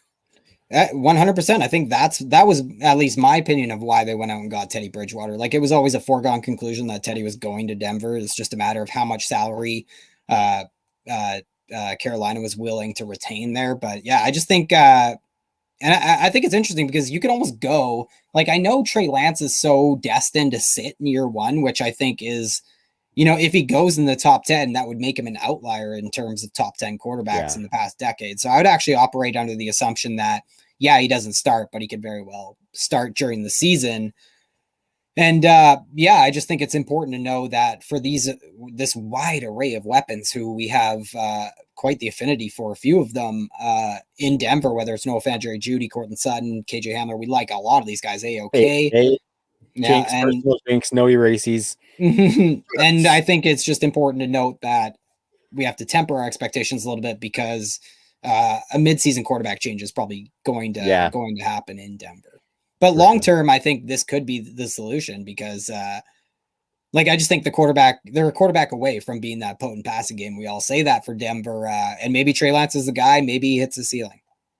Yeah, well, and we've seen those guys who, that guy's going to sit for a while because he's raw and played in, not FBS school. We've seen those guys come in and do it. Like Carson Wentz had some success early in his career, obviously from the same school.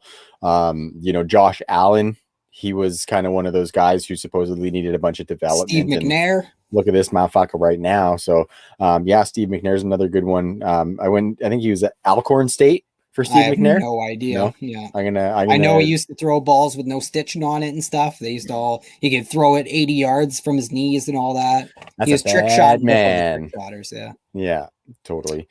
Speaking of trick shotters, what do you think Detroit does? Because I think this is one of the more interesting spots in the draft at number 7 overall. I think I mocked Kadarius Toney to them in the second round. So they have needs. A lot of people have wide receiver in the first round. A lot of people are confused as to whether they're in on quarterback or not after the Jared Goff trade. So what are you thinking about Detroit when it comes to some of the bigger questions from a fantasy lens going forward? Totally, yeah. So I have them going with Jalen Waddle at 7. He's the guy that I have at 7. I think they're going to be enamored by his skill set. They added outside guys in Brashad Perriman and Tyrell Williams who have some speed to take the top off the defense. So I think adding a Jalen Waddle to work out of the slot would be kind of nice, because I do think that them getting Jared Goff in the deal for Matthew Stafford takes them off quarterback for me. I mean, I could see it maybe like I have Justin Fields falling there, and I know they do like Justin Fields, but I just think they can push that need down the road a little bit because it's not like they're going to be, in the late 20s in the next couple of years when they're drafting. They're going to be picking high in the next couple of years. And Jared Goff has put up, numbers that keep an offense afloat. And so Brad I Holmes, think the GM, knows him too. Like he's the for sure. reason that Rams drafted him, apparently. Yeah, and I think if you see the knee nibbler Dan Campbell in his press conferences, I think that guy thinks that he can do anything. So he probably thinks he can make Jared Goff a relevant quarterback in the NFL and keep that offense afloat.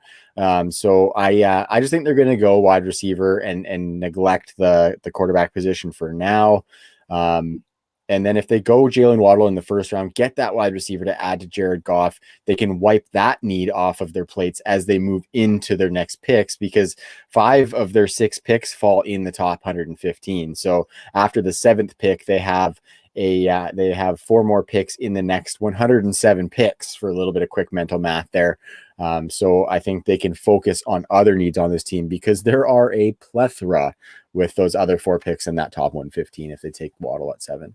And I hinted general manager Brad Holmes is formerly of the Rams, and they're famous for trading out of the first round. So I think trading back, I just think this is a really likely situation where they trade back. We know this regime is doing the slow build. Everything antithetical that we've seen transpire in Detroit. it's really commendable. Like, I just think we're entering a new era in Detroit where there's not For going to sure, be man. ownership in the pot. Like, there's just a lot of things that I think we're going to see that we didn't see before. But I definitely think it remains to be seen whether Jared Goff was forced on them because of the contract or not. And I don't think they would let Justin Fields get past them personally.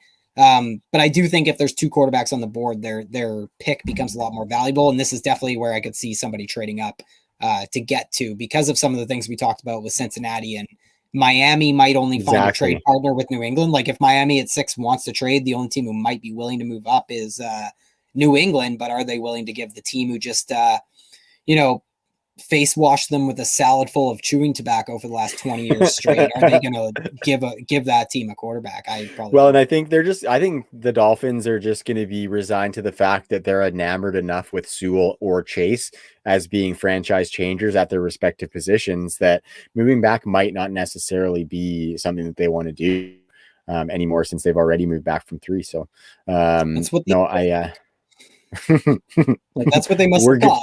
We're gonna get there, Ty. We're gonna get there. Okay. Thanks. Anything else on the Detroit Lions? No, I wouldn't mind if you ran the Packers though, really quick, because I actually have to go to little boy's room really quick. Sorry. Yeah, no, totally, man. Have at her. Obviously the Packers are coming off of that NFC title game loss. They have a lot of picks actually, with 2 fourth rounders, 2 fifth rounders, and 2 sixth rounders to go along, obviously, with the 1, 2, and the 3 that they've got. Currently, or actually, so if you look at last year's draft, they whiffed hard with Jordan Love, AJ Dillon, and Josiah DeGuara in the top 3 rounds. I think obviously the biggest question is, will Green Bay bypass the wide receiver position again this year? And in looking at my mock draft, I don't think they will, because I have them going Kadarius Toney with the 29th overall pick. I just think that how close they were last year, they're not going to mess around with Aaron Rodgers and his window that looks wide open still. Actually, they don't want to mess around with that. They obviously showed that they want to maximize that window by bringing back Aaron Jones, who is an Aaron Rodgers favorite. So I think them adding another wide receiver to that room is paramount for them, A, keeping a quarterback who is easily disgruntled happy, and B, allowing that offense to continue to evolve and get them over that hump of the NFC title loss and get them back to another Super Bowl. So I think they're going to add a wide receiver in the first round. And then they can, much like I was saying, the Lions can wipe wide receiver off of their needs list if they go with Waddle at 7. I think that first round pick of Kadarius Toney wipes that need off of your plate, because I think MVS and Lazard can be nice depth behind somebody else taking on that number 2 role, as well as Robert Tonyan maybe having a little bit of making himself more of a mainstay in the offense. Obviously, he was great last year. There's questions about whether he's going to do that again and get that volume. And I think with a second wide receiver, he maybe doesn't get that volume. But I think with his touchdown upside, he could give us a top 12 season anyway. So that's kind of how I see it shaking out. And I think further to that, on the offense, at least, they would probably be looking to add offensive linemen. I think they've had a couple of guys being, like Bakhtiari's been hurt, obviously, quite a bit. And I think they lost a couple guys in free agency as well. So offensive line is a position that they're going to target. And then I think they just go defense. They've got some good corners. I think it's a possibility that they add, say, another corner to that crew to make the back end look really, really nice. So that's kind of what I think the Packers are going to do. They're right there, man. They are right there. And if they can add that other wide receiver, I think it just makes defenses have to plan a little bit differently, aside from just, Aaron Jones, Devontae Adams, and then Robert Tonyan in the red zone. They would have to, especially if it's Toney being a guy who can move around a little bit and give you a bunch of that after the catch stuff. I think if he's moving a little bit, and if Devontae Adams, who goes into the slot quite a bit as well, like those guys could be really dynamic, because defenses obviously have to know where Devontae Adams is on the field. And then if they have to worry about where a second guy is on the field on top of Aaron Jones. I think that is that's dynamite for this offense. So that's kind of what I see the Green Bay Packers doing. I could see actually an avenue where they trade up as well. We were talking about the Cleveland Browns and their potential to maybe move back and collect a little bit more draft capital. I think if a team's going to jump into that spot, the Browns are going to stay in the first round. I think Green Bay could be a really interesting team to do that, because sure, they would only be moving up 3 spots. But I think if the Packers can get in front of Baltimore and in front of New Orleans in that first round, they can really guarantee themselves to get the wide receiver that they want there.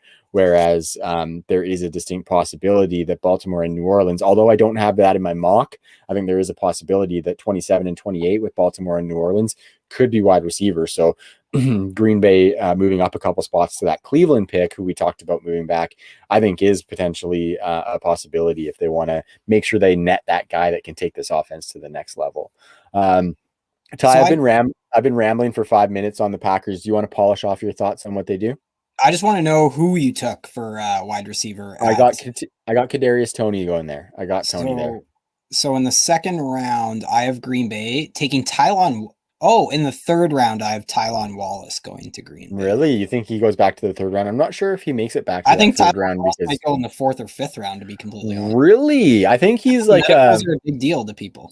Yeah, for sure. I think he's a pretty unique profile for this draft class, though. You know, I think like he's one of the only guys that has that profile that he has. And so I could see that pushing him up, but I definitely see that medicals thing. And that's a little bit sketch for sure. So I think he would be nice if healthy on that team if you add him to Devontae Adams. What do you have them doing in the first? I have Green Bay going corner. Like, and I talked a little bit about that too. Yeah, I have a pretty strong take on that just because like, I don't know, because I agree that they'll be taking like a Kadarius Toney or Rondell Moore as opposed to a Terrence Marshall. Like, I agree that's the profile of wide receiver they'd be after. And I think like they could even go Christian Barmore here, who I think should be a first round pick. And I don't know where he goes, but he'd complement Kenny Clark inside pretty good. Because they were a bottom 5 run defense. Like, I think a lot of my question comes down to what is this new defensive coordinator, Joe Barry, going to do with this defense? Because you know, Mike Pettin, their terrible run defense was a little bit by design. So, you know, one thing Joe Barry is known for coming from the Rams is obviously the strength of that back end and playing a ton of dime.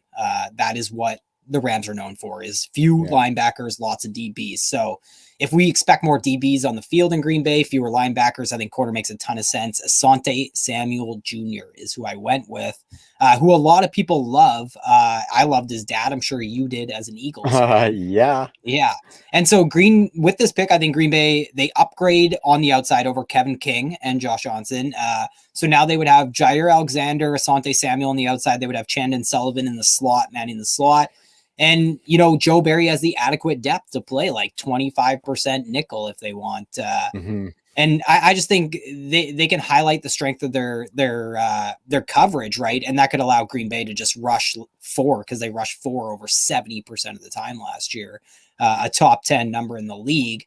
And Green Bay was also top 10 in sacks last year, but bottom 10 in pressure. So I think improving the secondary would allow to compensate for what is a pass rush that could easily be due for some regression next year. Like, I think they could experience regression if you just go by the math. Like, absolutely. Yeah. They had an awesome year in that regard last season. And I think they need that defense to do well for them to make that push that they want. So they owe Rodgers though. Yeah, true that. Totally. That's what I was saying too, is like, this is a very easily agitated quarterback. And I don't think you want But I kind of like him agitated, for the record. I kind of like him. I do too, but I mean, you showed that you want to maximize that window by bringing back Aaron Jones on a multi-year deal, who Aaron Rodgers loves. So I think, you know, just maximize the fucking window and get him a wide receiver that he can use, and put MVS and Lazard in their rightful place on a wide receiver depth chart to not have to be guys that rely or super relied on. So Ty, really quick before we get into and fly through the Houston Texans, I just want to give a big shout out to the Fantasy Points Media Group. I mentioned it off the top of the show, and anybody watching can see it in the little bottom ticker there. We are a part of the Fantasy Points Media Group, and we're super, super thankful for it. That's a group of smaller podcasts that are banding together, let's just say, as the media group to promote the product over at fantasypoints.com. And in turn, they're getting us a little bit get a bit of exposure. And definitely I've been picking Ben's brain on a bunch of stuff, and really appreciate his support and the team's support over at Fantasy Points. So just some Cole's notes on what they offer there is the sharpest minds in the industry. We've had Scott Barrett and Graham Barfield on the pod recently, and just listening, like, it's when you're trying to host a podcast and you're listening to these guys go off on all of the amazing information that they get out, it's kind of hard to remember that you're hosting a podcast, Ty. I don't know if you get that when they're on, but it's definitely easy to just get lost in soaking up the content. So obviously the sharp minds that they've got over there, they have some of the industry leading tools. They've put a focus on some of their DFS tools, which are really incredible as far as lineup optimizer. They got a bunch of like advanced stats and stuff like that. Wes Huber and Scott both nominated for DFS Writer of the Year. Exactly. So, and then on top of that, they just came out with an NFL draft guide, which comes in app format, which is fantastic. And the big feature on that is, I think it's like triple digits worth of player profiles from the incomparable Greg Cosell. So, it's just like a one-stop shop for all sorts of content. And since we linked up with them, we've been diving deeper into their operation and kind of what they do and all the content they provide. And I keep turning over new stones, Ty, and finding cool new stuff on the site. So if anyone wants to go sign up, the promo code to get you 10% off is 21 True North 10. That True North is capitalized, and you'll get 10% off. And that includes the draft guide app, which is only $25. So that's good as is. And so on top of what's already a good deal, get yourself 10% more off using our promo code 21 True North 10. So thanks to the Fantasy Points Media Group, really appreciate that partnership. And it's been really cool to be able to connect with the people on that team. So, and if people are doing these mock drafts along with us and you're disagreeing or agreeing with some of the picks that we've selected, get in there on Fantasy Points. They're doing this contest right now that you guess all the mock draft picks. And yeah, it's another contest that they've rolled out, and it's a gas, and everyone should be getting in on that. I'm not sure if we're allowed to, but we are. It's Ben said that we are allowed to enter. I believe it's just for bragging rights, though, because one of the prizes is a Fantasy Points subscription. So, and I think, if I was playing and I won, I would want one of the viewers or listeners to have that subscription as well. And I was going to say, I'm sure I could sweet talk them where I could really make the best of that situation by absolutely crushing the field in this mock draft contest, and also being able to give a subscription away to a listener. So Travis, what about the Houston Texans, who've been giving everything away to everybody over the last few years in the Bill O.B. era? Now we are in the Nick Caserio era. It's been a death by 1,000 paper cuts and additions there. It's just a bizarre strategy they've implemented. Tyrod and Ryan Finley, I will say, is probably the easiest way to be worse than the Detroit Lions in 2021, because I really think that Houston and Detroit are the pretty easy Tank Nation teams. This is all pending Deshaun Watson fallout. Yeah, so whatever the hell happens there. Well, I think it's looking more and more bleak as the day comes in. And I'll tell you what, they have just one top 100 pick in this draft. They pick at 67 in the third round. If that pick is David Sills, then I think we have our answer. But what do you think they do? Do you think there's a chance they could go quarterback? Do you think it would be wide receiver? Or should they probably attack what is easily the worst defense in all of football? Yeah, I think they've got to attack the defense. Like you need that third. Well, I don't know, right? Because they probably know that they're not going to win. So why not maybe get an offensive piece that might entice Deshaun Watson to not want to leave? But what are you getting in the third round? There. Like, what are you getting in the third round, though?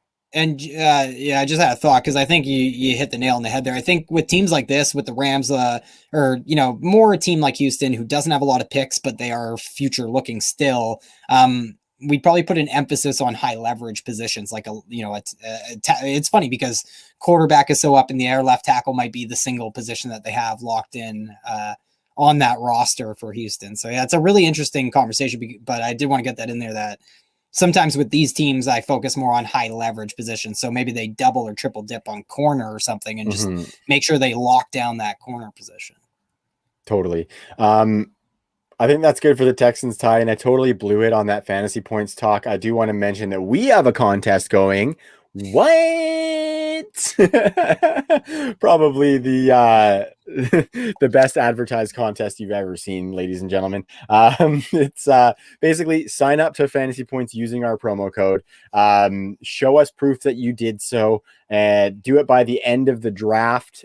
So if you're watching this, or if you, we'll go through the weekend, and if you show us that, you're entered into a draw to win some TNFF swag. So you'll get a piece of True North merch if you do that, and you are drawn out of a hat or whatever it may be. So make sure you go sign up using that promo code 21 True North 10. We are staying on brand for this episode, Ty, with how choppy that was. So this is going like fantastic. I know, and we're through like 13 teams. And you know what's funny is I told, like, this is just total sidebar and we're just getting off here, but we're just getting off on a tangent here, not just I was talking to our buddy Mike Bauer from the Dynasty Rewind, and he absolutely loves that we go long. And I said, hey Mikey, we might have a 2-hour show for you tonight. And he said, I want 3 hours or I won't listen, Trav. And I said, there is a possibility that happens, brother. But I don't think you or either of us want to go for a full 3 hours. I think we were ready to hunker down for 2. So I could go for 6. I could probably 2, Ty, but I'm probably gonna have to rock a piss and smoke a bowl at some point in there. And I just, I don't want to cut out for like 20 minutes to do that. You were only gone for like 2 minutes, so I'll give you that. At the same time. That's the trick. Absolutely. I want to try and find a team that I don't want to talk about, so I can go and smoke a bowl. Well, the Colts are one that you might want to. I do want to talk about the Colts. That's why I'm staying. And then we got the 101 after with Jayville. And then the Chiefs, like, fuck. Well, I think the Colts are pretty quick, unless you wanted, because we should probably try and stay away from all the Eagles connections, right? But I think they might crop up here because left tackle is probably one of the bigger needs of any team in the entire draft. The Colts need a left tackle. And I just think them not landing Orlando Brown just screams at how much value the Ravens were able to get for that pick, for that player. So I have Samuel Cosmi going to them, which is just, it looks like a really big reach. He's a tackle out of Texas, but I have a lot of reports that I'm reading that they really like this kid. Yeah. And my other, maybe they add an edge rusher too with like Gregory Rousseau or somebody, because they lost D'Amico Atre. Justin Houston, I think, still on the market, if I'm not mistaken, but he's gone as well. So they lost their edge rushers. Their interior is very stocked. So yeah, I think it would be like Rousseau over Aziz if they go on the edge, because they need that true edge rusher. But I kind of think they are. I have Aziz going there. It's funny. So it's pretty rude, Ty, actually. And I actually, in my first iteration, I had Cosmi going there. So I might go back to the well and have a look at what tackles. I just think it's a weird spot for them to get a tackle. You know what I mean? Like, Cosmi would be probably one of the next in line, but then you got like Jalen Mayfield, you got Dylan Raduns, I think is how his Radins. I love Raduns. Yeah, Dylan. I've got Tevin Jenkins going 2 picks ahead of them. But if you look at them at 21, like, they're in a bit of a shit spot to move up, because they don't have a whole bunch of capital in this draft. They don't have a third. They have that second.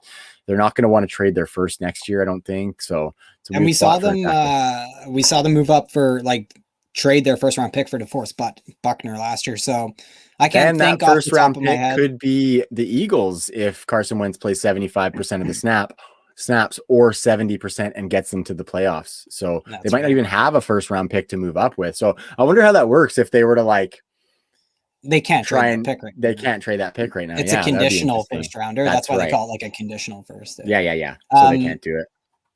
So you think Trask off the board for them? No, I don't think that's going to happen, bud. Yeah, I think they're in a funny spot. I think also wide receiver is a position for fantasy that I'd be, interested in seeing for them. Yeah, me too. Yeah. And I think it's interesting. Like, are you trying to replace T.Y. Hilton long-term? I think in any mock draft scenario you do, they get robbed of Rondell Moore just a few picks before them, who would be a great hometown guy. Yeah. So 100%. That one's going to be heartbreaking for Colts fans. Just prepare for that one. Sorry, JD. What about like a Diami in the 4th round? I wouldn't mind that. Yeah, if he falls that far, for sure. Yeah, we've seen Carson Wentz be a good deep passer before. So I'm not even like fully out on T.Y. Hilton, for fuck's sakes. I No, think me like either. But I he could think, give us a sneaky little one this year. But I think they are going to want to start transitioning into the youth movement for sure. and you mentioning fourth round, like that's what we should say is I think it's really locked in that they go edge and left tackle in round 1 and 2, Yeah. whatever order that may be. Because I imagine in your mock draft you would have the Colts taking a tackle in the second round, which they're in abundance in that range. For sure. Absolutely. Okay, Ty. So anything else on the Colts, or do we want to get into the They are Jaguars? about as tight end needy as our next team, yes. Yeah, So keep an eye on those. So the Jags, they obviously got the 101. Trevor Lawrence is looking like the lock. They have 10 picks in the draft overall, so they got a lot of capital. Like Urban Meyer came in with an arsenal at his disposal for sure. So it's a new era in Jacksonville. And when we're talking about new era, I'm a big 5950 guy as far as my style of new era. So Will, if you're listening, 5950s, if we could get those new era hats on the Viridian site, would really appreciate that, bud. That's just an inside joke because I always bug him about getting them and he says we're not getting them. So just taking a pot shot at Will when he's not here. I'm curious though, Ty, we obviously like it's going to be Trevor Lawrence at 1. Do you think they're going to go heavy on defense after that, which is what it looks like their needs would imply? Or do you think, like a lot of people say that they're going to stack at wide receiver? Do you think they maybe go there with some of their other picks? What do you think's happened in Jayville? Well, the other one I've seen a couple times is what's his name? Like, Urban Meyer adds like, can he contain himself? Because he adds Trevor Lawrence at 1. Why not add his running back Travis Etienne at 25 overall if he's there? I think that's one that would be on my board. I don't think they do that though. I think I have Greg Newsome. I took a corner with them, which is a little off the beaten path. A lot of people would take edge defender with Jacksonville with their second pick. That's a really common one. I think a left tackle, like looking at locking up a left tackle of the future with Cam Robinson on the tag. Trevor Lawrence is pretty important to keep protected looking forward. And we know left tackle is a little bit of an incubation period anyway. So I think that one would make a lot of sense. And by the way, Travis Etienne, I would cry so hard. I'd just be purging the internet of all my James Robinson takes. Pouring one out for James Robinson, man. Yeah. I actually have Jacksonville going with Elijah Vera Tucker at oh wow, yeah, that would be 25th. Nice. And see, I think that might agree. be a little bit late for him now that I think about it, though. Well, the one thing I don't get is like, do people think Elijah Vera Tucker is a left tackle? No, I think he's a guard. Don't. Yeah, I think of him as a guard. Yeah. Okay. Totally. And yeah, so I think like Azeez away, a couple edge rushers that I think I could see going there. And I just think corner makes a lot of sense because they're gonna kind of. I'm taking the approach that they're building this defense from the backup, I guess I'll say. That was their success. When they were successful and went to that AFC title game, it was that secondary that drove that entire bus. And CJ Henderson, if you just add to him, I think that'd be really nice to toss a Greg Newsome onto that. So, and I don't have a great answer. If people are asking, like, why would they avoid edge rusher here? I don't have a good answer for you. I don't really know why I went corner over edge rusher. I just think, I think Josh Allen was better than people would have expected. Well, that's what I think too. Yeah. And, I can never remember that guy's first name, but Chase on their first round pick last year. Kalavon Chase. Yeah, that's it. KL Che. Yeah. I'm sure they're expecting a sophomore step from him as well. Because on paper, it looks like they don't have a player who had more than 3 sacks last year. Because I think the only guy who did was Fred Smoot. Well, yeah, and I think Josh Allen, the defensive end, Josh Allen needed some more time to polish his game as a true edge rusher, right? Because he's a pretty tall, lanky guy to be a down edge rusher. So I think with him ascending and obviously Chase on, I don't think edge is like as huge a need compared to some of the other ones. So I think there's reasons for them not to go edge with that first round pick. And it's because they have a lot of need, like Mo Rig at safety. They have a lot of needs. I like that you went guard there. Like I think guard and center possibilities. I think there's a ton of ways they could go with that pick. Yeah, totally, man. Kansas City is somebody who traded out of the first round, so now they just pick twice at the back of that second round. Wide receiver is really the buzzy kind of position in real life and in fantasy. So why don't you give me your take on whether you think they do land a wide receiver in one of those first 2 picks, even in the third round, maybe, And how would you value that guy in fantasy? That'd be a tricky one to value, man, because like I would probably be inclined to give him the value that I had on Mecole Hardman going into last year. But that didn't pan out necessarily. And they've had a tendency to kind of platoon that second wide receiver spot, even though, you know, say what you want about Sammy Watkins, he's got some talent at that, and they gave it the whole college try to get him productive, man. Like, but they still continued to rotate guys in with Robinson, Pringle, Mecole, you know. So I think And they probably Robinson is will. back. Yeah, Robinson's Yeah. back. Pringle's back. And who's it going to be too, right? So if you're looking at that 58th pick, like that's late in the second round. 63rd pick is late in the second round. So they're going to be really limiting their options if they don't say move up. So I'm very curious. I think it's going to be one of those guys, maybe the third round pick, but that's who should I don't take know. Tylan Wallace is Kansas City. That'd be pretty dope because he's definitely a lot different than what Tyreek Hill brings to the table. So and that's what I wonder, like yeah. what profile of wide receiver are they? Yeah. What do they covet right now? Because I think like an Amon-Ra St. Brown would just be so perfect because he can do whatever you ask him to do. That'd be really cool. We haven't they seen need anyone like him in there. Well, with Sammy going out, you need that. Like people had a warped perception of Sammy Watkins in Kansas City. Like the guy was a straight up possession wide receiver on third down. Like that's basically what he was. Mm-hmm. He was used entirely differently than how he was in Buffalo and in Los Angeles for that matter. When he had a cup of coffee with the Rams. So I think they kind of need that possession guy. And at least it wouldn't hurt for Mahomes to have that extra guy that isn't Travis Kelce. Yeah, good point. I think they need to get a third weapon that is somebody that strikes fear into a defense a little bit more, right? The dream's not fully dead for Mecole for me though. I'm still gonna hold on by a little thread, and that's probably just because I have so many goddamn shares. Any chance they had a wide running back late that piques interest just because Darrell Williams, you got CEH, you got Darrell Williams and Elijah McGuire and Darwin. No, I think they'd be more likely to get that veteran scrap heap guy late in free agency like they've been doing the last couple of years. I think that's going to be the avenue that they go. And I do expect them to add somebody to that room, but I don't think it's going to be with any of their draft capital just because I think you mentioned it earlier for one of the other teams. They're going to be looking for a high leverage position, being that they have kind of minimal for higher picks, right? They got the 2-2s, they got a 3, and they've got 2 4s and 2 5s. But are you really going to got like a running back who's going to be significant in your running back room with a 4 and a 5?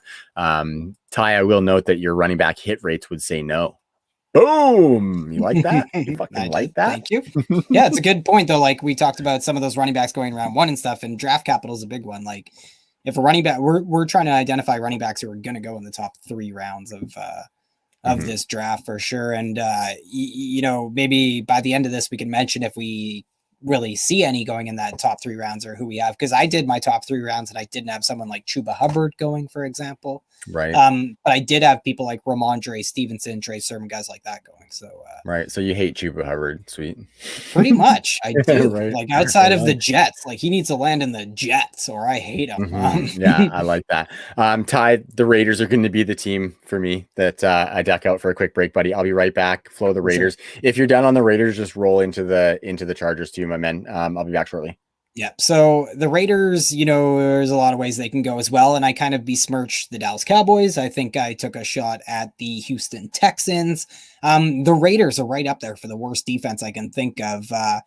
When you look at the roster heading into the draft, it's kind of surprising how filled out their depth chart is, you know, but what they don't have is any game changers or any difference makers up on that offense or defense, really. And I think Derek Carr coming off a career year is great and everything. I think that's probably a byproduct of the highest scoring season in NFL history. But nevertheless, you know, there's a lot of ways they could go with this pick. I mean, the Raiders pick at 17. They need offensive linemen after they eviscerated their offensive line and brought some guys back, brought others in. But they definitely, like looking a year or two down the line, are in big trouble up front in the trenches.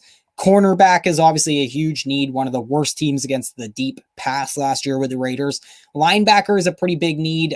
Quarterback is something that you hear whispers of them trading up for a quarterback, that the Raiders might be in that conversation. I really don't see that just because Derek Carr is coming off a career year and they had so many opportunities in this in this era to kind of address that. And that's what I think is interesting is like, this is a huge draft for the Raiders brass after they've left so much meat on the bone in both free agency and the draft during this entertaining tenure of Mayock and Gruden.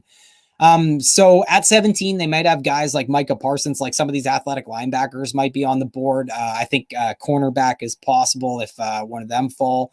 I went with Jalen Phillips in my mock draft, an edge rusher. And I just think, Las Vegas is really going to be honed in on the defense in this draft. I don't think there's any bones to make about it. Moving into the Chargers, I think, are another story. They have a clear need at tackle. I think it's interesting to think if they could make a big upgrade at tackle, like they could be a top 10 offensive line. Let that sink in, Chargers fans. I don't know. They have a lot of needs because interior defensive line needs to be rebuilt a bit. Linebacker might be a need. How much faith do they have in Murray going into year 2? I went with cornerback because the board got really lucky, but they also just released Casey Hayward, I believe. Like that, I don't know if it just happened. That was like maybe a month ago now, but I went with JC Horn, which I think is unlikely that he's there at 13. I believe his prop bet is 12.5 on DraftKings. So JC Horn, I mean, the Chargers took Christian Darrisaw in my mock, or sorry, the Giants.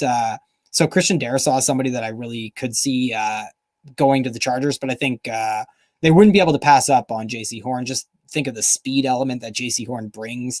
Think of the Chiefs and the Chargers and some of the teams that they play. It almost makes too much sense there. The Chargers, I think, will be able to get a tackle at 47 as well, or even with their early 3rd round pick.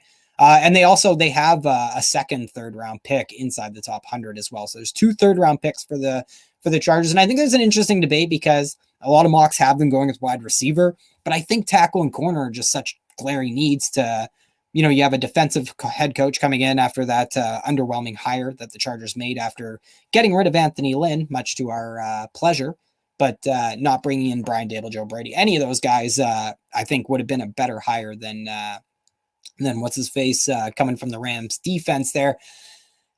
Speaking of the Rams, I want to go to them and maybe just hit them while Trav's away as well, because there's not a lot to go through with the Rams. I don't really know where they're going to go with that first pick. They have no 1st round pick, of course. They'll have no 1st round pick through 2023 because of the Jared Goff trade, and then because of the Jared Goff trade. Obviously drafting him in 2016 and then trading him to Detroit, all with Brad Holmes having had his fingerprints on it. Thanks a lot, Brad. I actually want to pull up my mock here and see who I have going to the Rams, because I think they really have a glaring need in that slot corner. So did I not make a pick for them? Because that's unfortunate.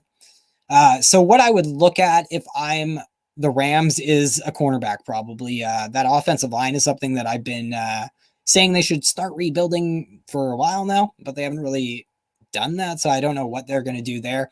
Edge rusher is not as big of a need just because you have Aaron Donald there. We see the residual effects and the peripheral stats for other players playing alongside in that front 7 in for that Rams defense. But overall, I think they should be trying to build on that strength, because I'm not sure there's a move on offense with no top pick in the 50, no pick in the top 55. Not sure there's a move the Rams could make to make their offense that much better in the short term, whereas they can certainly build on that strength on defense after they lose some of their coaching staff on that side of the ball. You are flying, my man. I dig it. Well, feel free to circle back on the Chargers, because I just kind of said that, if they don't go wide receiver early, I'm just not sure how interested I am in them going wide receiver at all. I think we've talked about that a little bit, but I did I did take cornerback because of the way the board fell in this one. I think tackle is definitely on the board if Darrisaw was to be available. Do you think they can land a Christian Darrisaw at 13? That's exactly who I have them taking, Ty. Nice. Yeah, I'm not going to spend too much time just because I feel like you were in a flow, and I'm going to keep this epi rolling. But I think that's really the pick to insulate that franchise quarterback that they now have in Justin Herbert. I think their weapons are fine. Maybe like a little bit later wide receiver, but let me just check the draft capital, of course, here. They got decent capital, like a 3rd round wideout, maybe. but it really depends because they already got a really good slot guy, and that's kind of who profiles to be there for them in the third round potentially. So, yeah. And then the Rams was a team that I kind of just wanted to go a little bit quicker on. I had a funny joke is that my money is on that second round pick being another running back or maybe another slot wide receiver, just because that's what the Rams do. But yeah, so I'm going to just hijack this B and run us right into Miami, if that's And cool that's with why I you. wanted to take some time on Miami, because they're Look one at of the more this. interesting teams for sure in the draft. We are a well-oiled machine, my man. So I think Miami, we were talking on the phone the other night and we were saying that Miami is just laughing at everybody this offseason because they've done a really nice job kind of maximizing all the resources that they have to continue to make what is a playoff roster, in my opinion, better. They added Will Fuller, which I think is a great dynamic that they don't have on that offense. I think the defense lost a couple pieces, but it should still be a strength. They've already moved around the top 10. They moved from 3 to 6, or 3 to 12 to 6. Which is important. It's an important designation because moving back up really it shows that they want to draft somebody. Yeah, and that's like I was saying earlier, how they can see that at 6 they're either going to be getting franchise changer in Sewell or franchise changer in Jamar Chase, and they're cool with being at that spot at 6. And I think that's a really smart move on their part in kind of deciphering what's going to happen ahead of them in this draft. And I think it's like the April roller coaster is a majesty to behold. Like, yeah, you do one thing and then 2 weeks later it's a whole new landscape, it feels like. So good on Mike Greer's brother. He's just crushing it. Yeah, absolutely. Yeah, they've done a really good job. And so we already kind of talked a little bit about it, Ty. I've got them taking Jamar Chase at 6. You've got them taking Sewell, I believe you said earlier. And then they also have that 18th pick. So like, do you think, obviously it's going to be offense at the 6th pick, do you think they go all in on offense or what? Well, I have Chase going to them as well in my mock. you do have Chase. Yeah, sorry, I said we still got hours, I might flip those picks. I just think the problem is that this is a trade scenario where this pick could get traded, right? And I think that's what I was saying. Like, maybe they didn't anticipate that this pick would hold as much value as it does, but it possibly could. But there's obviously that scenario where it might be them just moving back to 8 or to 9 to Denver or something. I think I could see that happening because I don't think they're going to trade back with the Patriots. I really just don't. I don't see that happening. But yeah, I mean, I think it's going to be like if they go Chase at 6, like if we're going to operate under that assumption, you're wondering who they should probably go with at 18 or who I have at 18. I think it's a really common pick, and that's Tevin Jenkins, just because he's a right tackle and Tua is a lefty. So I think it's almost too easy, but that's what I have at 18. Yeah, and I believe they just traded Eric Flowers away to the Washington football team. And did they not, or was it? I think the only reluctance people have about them going tackle is that they spent first, second, and fourth round picks on the line last year, and but it didn't work. Like, they were 21st on PFF in pass blocking. They were 3rd worst in run blocking grade on PFF, which really surprised me because we know this team is trying to run the ball with Tua under center. Yeah, definitely. I've got at 18, I've got them going with JOK, Ty. That incredible athlete at linebacker on the defensive side of the ball. They lost Kyle Van Noy. He went back to New England, and obviously different players. But I think the goal is to be a stalwart on the defense. And I think JOK could work his way into being that, especially with the tutelage of Brian Flores, right? Who just seemed like he had the bit of the Midas touch last year, because everything he touched was at least gold plated versus what we expected them to be. You know what I mean? So yeah, I think it's good. Do you think the defense, do you think the defense is something that they need to add to? Do you think the defense is set to change quite a bit, losing a couple players? Or do you think Flores is going to kind of put the puzzle pieces together and make it complete? They're in a tough spot because I think outside of a stud up, like they're pretty set, but they could use like that difference maker off the edge or in that interior defensive line. Safety or slot corner might be like the missing piece on that back end. Yeah. But I think they're going to be a top 10 defense in Xavier Howard and Byron Jones heading into his second season in this system. Agreed. Like they're really set to blow. Byron Jones didn't have a great season. Xavier Howard had a great season. Yeah.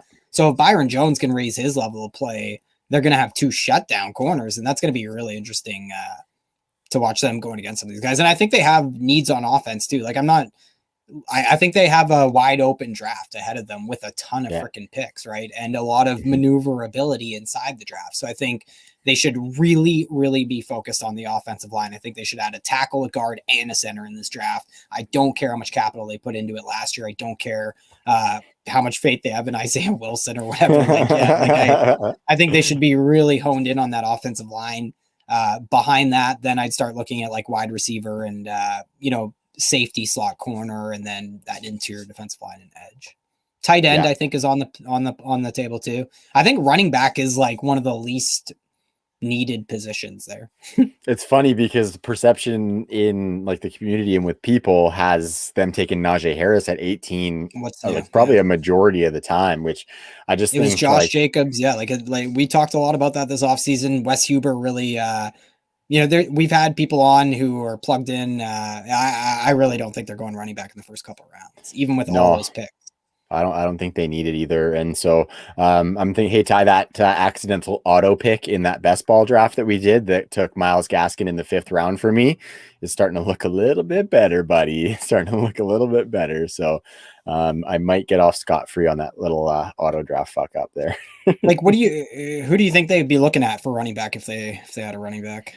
I think Najee in the first it's a possibility just because it depends how much they love him as a prospect and what they think that he can bring to the table that Myles Gaskin doesn't. And I think he's definitely like tiers above Myles Gaskin as a talent.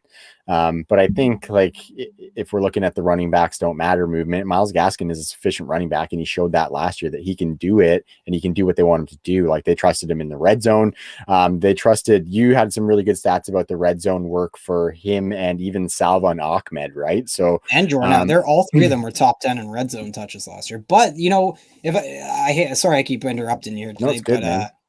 Like Myles Gaskin, because I'm a huge Myles Gaskin fan. I've really made sure I dive into this shit, right, going into the draft.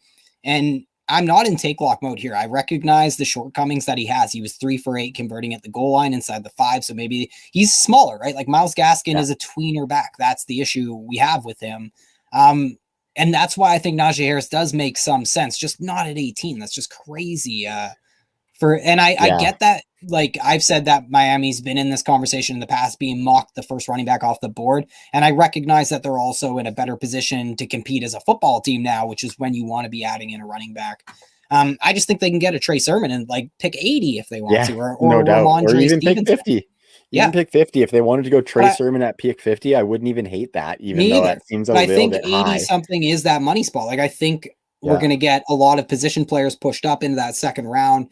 Even wide receivers are going to go before I think Trey Sermon. So I think you could see a Trey Sermon fall to like 80-ish, right at the beginning of that third round. A Ramondre Stevenson will almost certainly be there. He's a giant back. He can do what they probably brought in Jordan Howard to do last year. And I think that's what they're looking for. I like that connection there because I think he'll be there for them at that pick. That's good. And he brings something different than the other guys, right? Like Kenny Gainwell probably brings you what Myles Gaskin brings, right? You know who I got Kenny Gainwell going to? Who's that?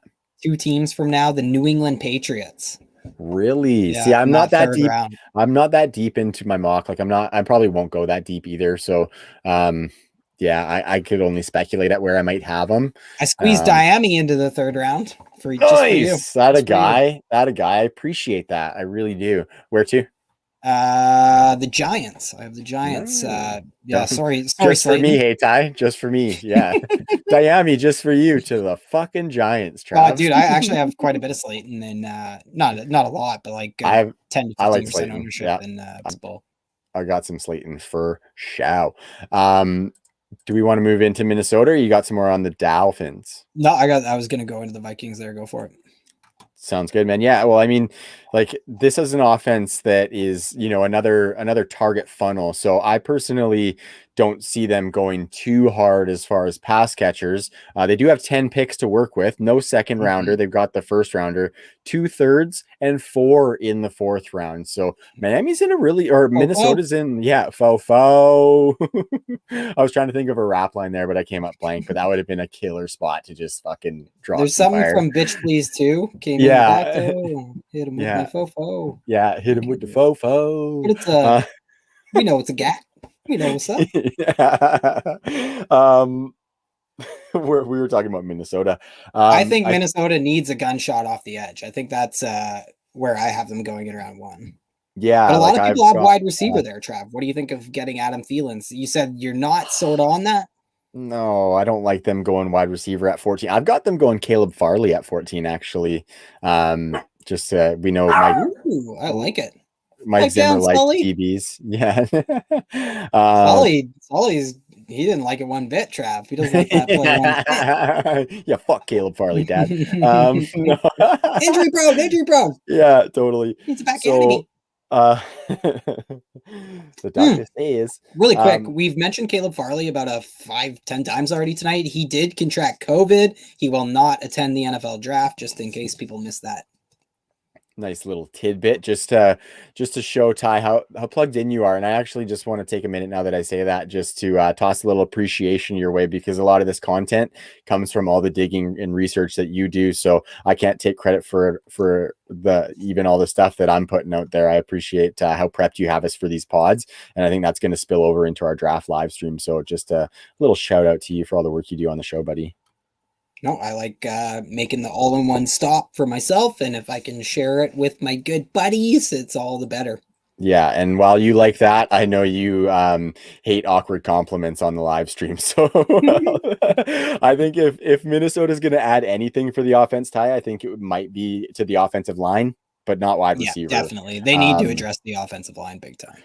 Totally. And then aside from that, I think. And does Ezra, I think this is one where if you wanted to figure it out, you could probably dive in like a tick and figure it out. I just didn't expel enough time to do it. Is Ezra Cleveland going to move to left tackle? They can upgrade everywhere that Ezra Cleveland isn't. And I just want to know where Ezra Cleveland's playing. Yeah, for sure. Because that'll determine the offensive line. I think the edge, they have nothing, man. I think they were the worst team at generating pressure last year because they lost Everson Griffin to free agency, and then they lost Danielle Hunter a couple games in, and Danielle Hunter is reportedly very unhappy with his contract as well, so I think that's an interesting note. He's only 26 years old, I think, so they should and he's been one of the best for a couple of years. That's a huge fan. You should, that's a guy you got to sign for show. I think Minnesota, I came into this thinking they're going to be a really bad defense, but digging into them, I don't think they're going to be as bad as I thought. And, you look at EPA allowed on defense, and the Vikings just had this massive drop from 2019 to 2020. Only the Patriots were worse. I think this defense is just going to be vastly improved. And I put Kwity Page going there. Kwity Paye. So fuck Kwity you, pay me. You know what his name reminds me of? Do you remember when Paul Wall was big and how he had his buddy Cootie Bang that he always used to talk about? I remember Paul Wall. Kwity Paye because he always talks about Archie Lee and Cootie Bang is what Paul Wall always says. Really? Was it part of Switch the House? Maybe, I don't know. I feel like Kwity Paye is like Cootie Bang's cousin. I like it. He's definitely on the all name team. Oh, totally. Name's fucking Kwity. Hopefully he doesn't Kwity on his NFL team though, because we want him to be one of those edge rushers. You want that. You want him to be so good that he goes into that second contract and says, "Fuck you, Kwity, pay me." Yeah, fucking Kwity, pay me. The New England Patriots, Trav, who do you have going to them at 15 then? I'm very interested.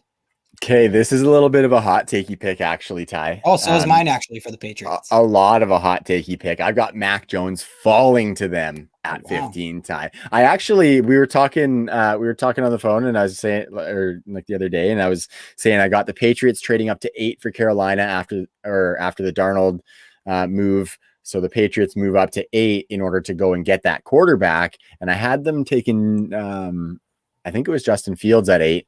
But I decided to take the trades out of it. I didn't want to put trades in. I wanted to just have the picks at face value because who am I to project trades, I think. And I just was kind of adjusting that top 10. And I can see a world where that 5th quarterback falls. And the next logical pick after, Denver at 9 is New England at 15. So they could maybe move up into that back of the top 10 with like a Dallas or a Giants if they wanted to stop, say, Washington from jumping over them, because Washington's at 19, or Chicago at 20 could potentially jump ahead of the Patriots if one of those guys slips. But I got Mac Jones slipping to them at 15. Yeah, I saw Gettleman. I don't think Gettleman's ever traded out in his life. And someone asked him about it. He's like, you think I haven't tried trading back? He was so defensive. It was like extremely suspicious. Like, no, I did. I thought you did before, but the way you answered it. Now I know you didn't. Yeah. Now I don't think you ever have. It was so funny. I have Caleb Farley going there, which isn't such a hot take since you have him at 14, but it might be weird that I have corner going there just because like I select Caleb Farley because he could easily end up being the best corner in this draft, right? And Stephon Gilmore, like there's a lot of rumors like that he could be traded entering this offseason. We haven't seen that happen, but he is entering the final year of his contract. And I think I just think Caleb Farley and JC Jackson would be a pretty stud duo going incredible. Forward. Worst case, like that would be your worst case, right? And like right now you have Jonathan Jones in the slot. I just think they need more depth on the back end after like they filled so many holes in free agency, also via returnees who opted out last year. So this defense is getting better. And you know how few first round, like what I'm battling with is New England gives out very few first round grades. That's like, they're famous for that. And they also famously take guys right off their board who might be first round picks on other guys' boards. And Farley definitely lands in one of those categories for the Patriots. I just don't know which one. He's definitely in one of them, either a first round grade or he's completely off their board.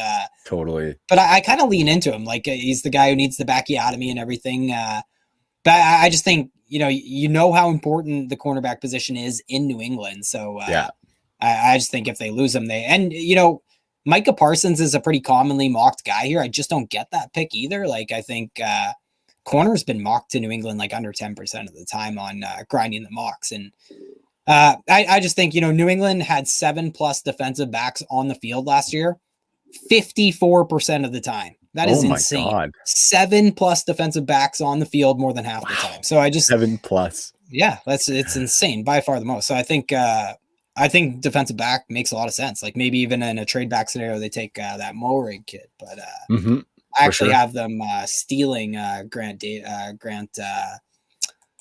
What's his face? The other safety in the second round, which would be is it Javen Holland? No, but I like him. Outspoken, social justice crusader. Richie Grant. Richie Grant. Thank you. Well, I actually think, and I think Richie Grant. Like I watched the safeties back to back. And I like them both. I just don't I think he could end up being a better safety than Morig. But I think Morig has the better stats. Like, you know what I mean? Like he forces incompletions like they're going out of style. Yeah. Yeah, totally. So any avenue, Ty, as we move off of the Patriots, any avenue for them to shock the world with the high round running back or, continue adding at wide receiver? I got Gainwell going in round 3. Yep.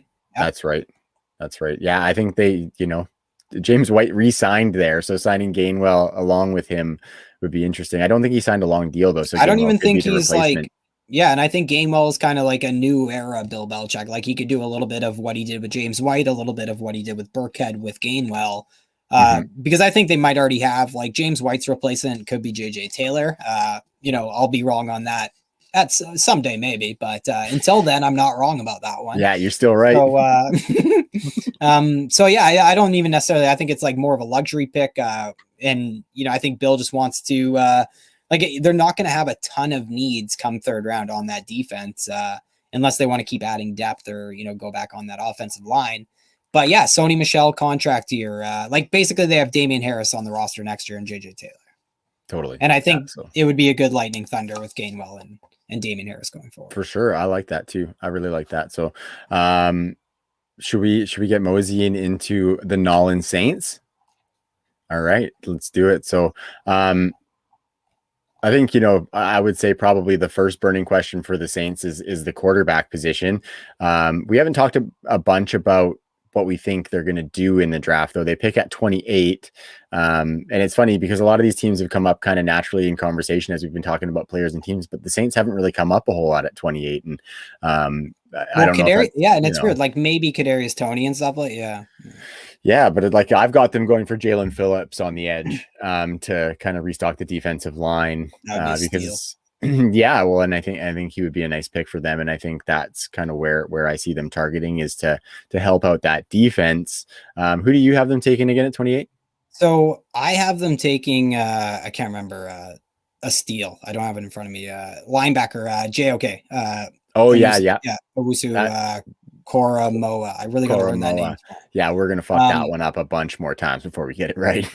Edge, I think, is interesting. So if you go edge, they lost Trey Hendrickson, and if they invest a first round pick, I think that might be a condemnation on Marcus Davenport. Like it definitely would be. Yeah, if they don't take an edge, I think it would be a boost of confidence in like their like them thinking he could have that ascension. I think interior defensive line would be in play. Like Christian Barmore could be this pick easily just because they lost Sheldon Rankins, they lost Malcolm Brown. It would all but ensure like the Saints elite run defense that we've been accustomed to over the last couple of years continues going forward. The counterpoint there is they have the Canadian boy, David Onyemata, an elite pass rushing interior defensive lineman. The Saints have always won with house money on the inside anyways. Linebacker is another need, I think. And like if they landed JOK, I think it would be perfect just because all they have right now is Zach Bond set to step up into a bigger role with the loss of Alex Anzalone and Quan Alexander. Like they lost both those guys. So Zach Bond kind of being transitioned to that linebacker spot. How does he play? Where does he play? How is that transition going? How is it going to go? I don't know. The counterpoint there, though, would be that the Saints could play dime in like 1/3 of their snaps. Like they play so much dime, which requires just one linebacker on the field, aka Demario Davis. But if the Saints plan to play in dime a league-leading amount in 2021, they need more defensive backs. So I think that's something that is like cornerback was a huge casualty of the wall the Saints ran into when it comes to the cap this year. Hey, Loomis, not such a malleable cap now, is it, Mickey? Maybe you're not so fine, Mickey. Yeah. Damn it. That was right there for me. That was so good. I nailed that. So yeah, I'm totally kidding, by the way. The cap will be a joke again next year. But the Saints have just 4 corners on their entire roster. That's it. And I think like Marshawn Lattimore has been an up and down prospect in himself week to week, season to season. And Pat Robinson will be 34 years old starting the season. They have Grant Haley, Chauncey Gardner-Johnson, I think will be their slot corner, I think. Maybe. Yeah, he's kind of like a hybrid safety slot. Yeah. So I really don't know where they go with this pick is my point. They have a lot of ways they could go, and it kind of keeps trickling back to that they need defensive backs to run the same defense they've been doing. So maybe corner is the play. And I didn't mention safety or wide receiver, which are two of the positions that get mocked there quite frequently, like Mo Rig or Kadarius Toney or whatever could also be this pick. Yeah, well, wide receiver is really interesting because I think for me, like a lot of that's going to hinge on who the quarterback, like a lot of my interest in that wide receiver for fantasy is going to hinge on who the quarterback is, I think, because I think the only path to them, I think, do you think if they add a wide receiver in round 1, that would be a signal that, they're going to give Jameis more weapons to kind of open this passing game up? I don't know. It could also be a signal that they believe in Taysom Hill as a traditional quarterback with running upside too, right? So I don't know if that's... And imagine that run game with a Kadarius Toney gadget kind of guy in motion and stuff. Yeah. For sure. Even like give me like a Rondale or something like that in there would be pretty slick. But I just, I like it with Jameis, and I think Taysom Hill would just make me not want that second option, even if they drafted somebody. And we love the Saints offense. We love Alvin Kamara. We love, what the quarterback position can produce, but it's not necessarily what it will produce, because to me, signs are pointing to Taysom Hill probably getting the nod like what he got last year, because I think if the Hall of Fame quarterback in Drew Brees wasn't coming back from an injury, they probably would have stuck it out with Taysom Hill because he was winning games. So What speaking of winning games, the Giants weren't doing much of that. Do you think the Giants go back in on the offensive line this year? Because they took Andrew Thomas at, I think I had him as my tackle 4.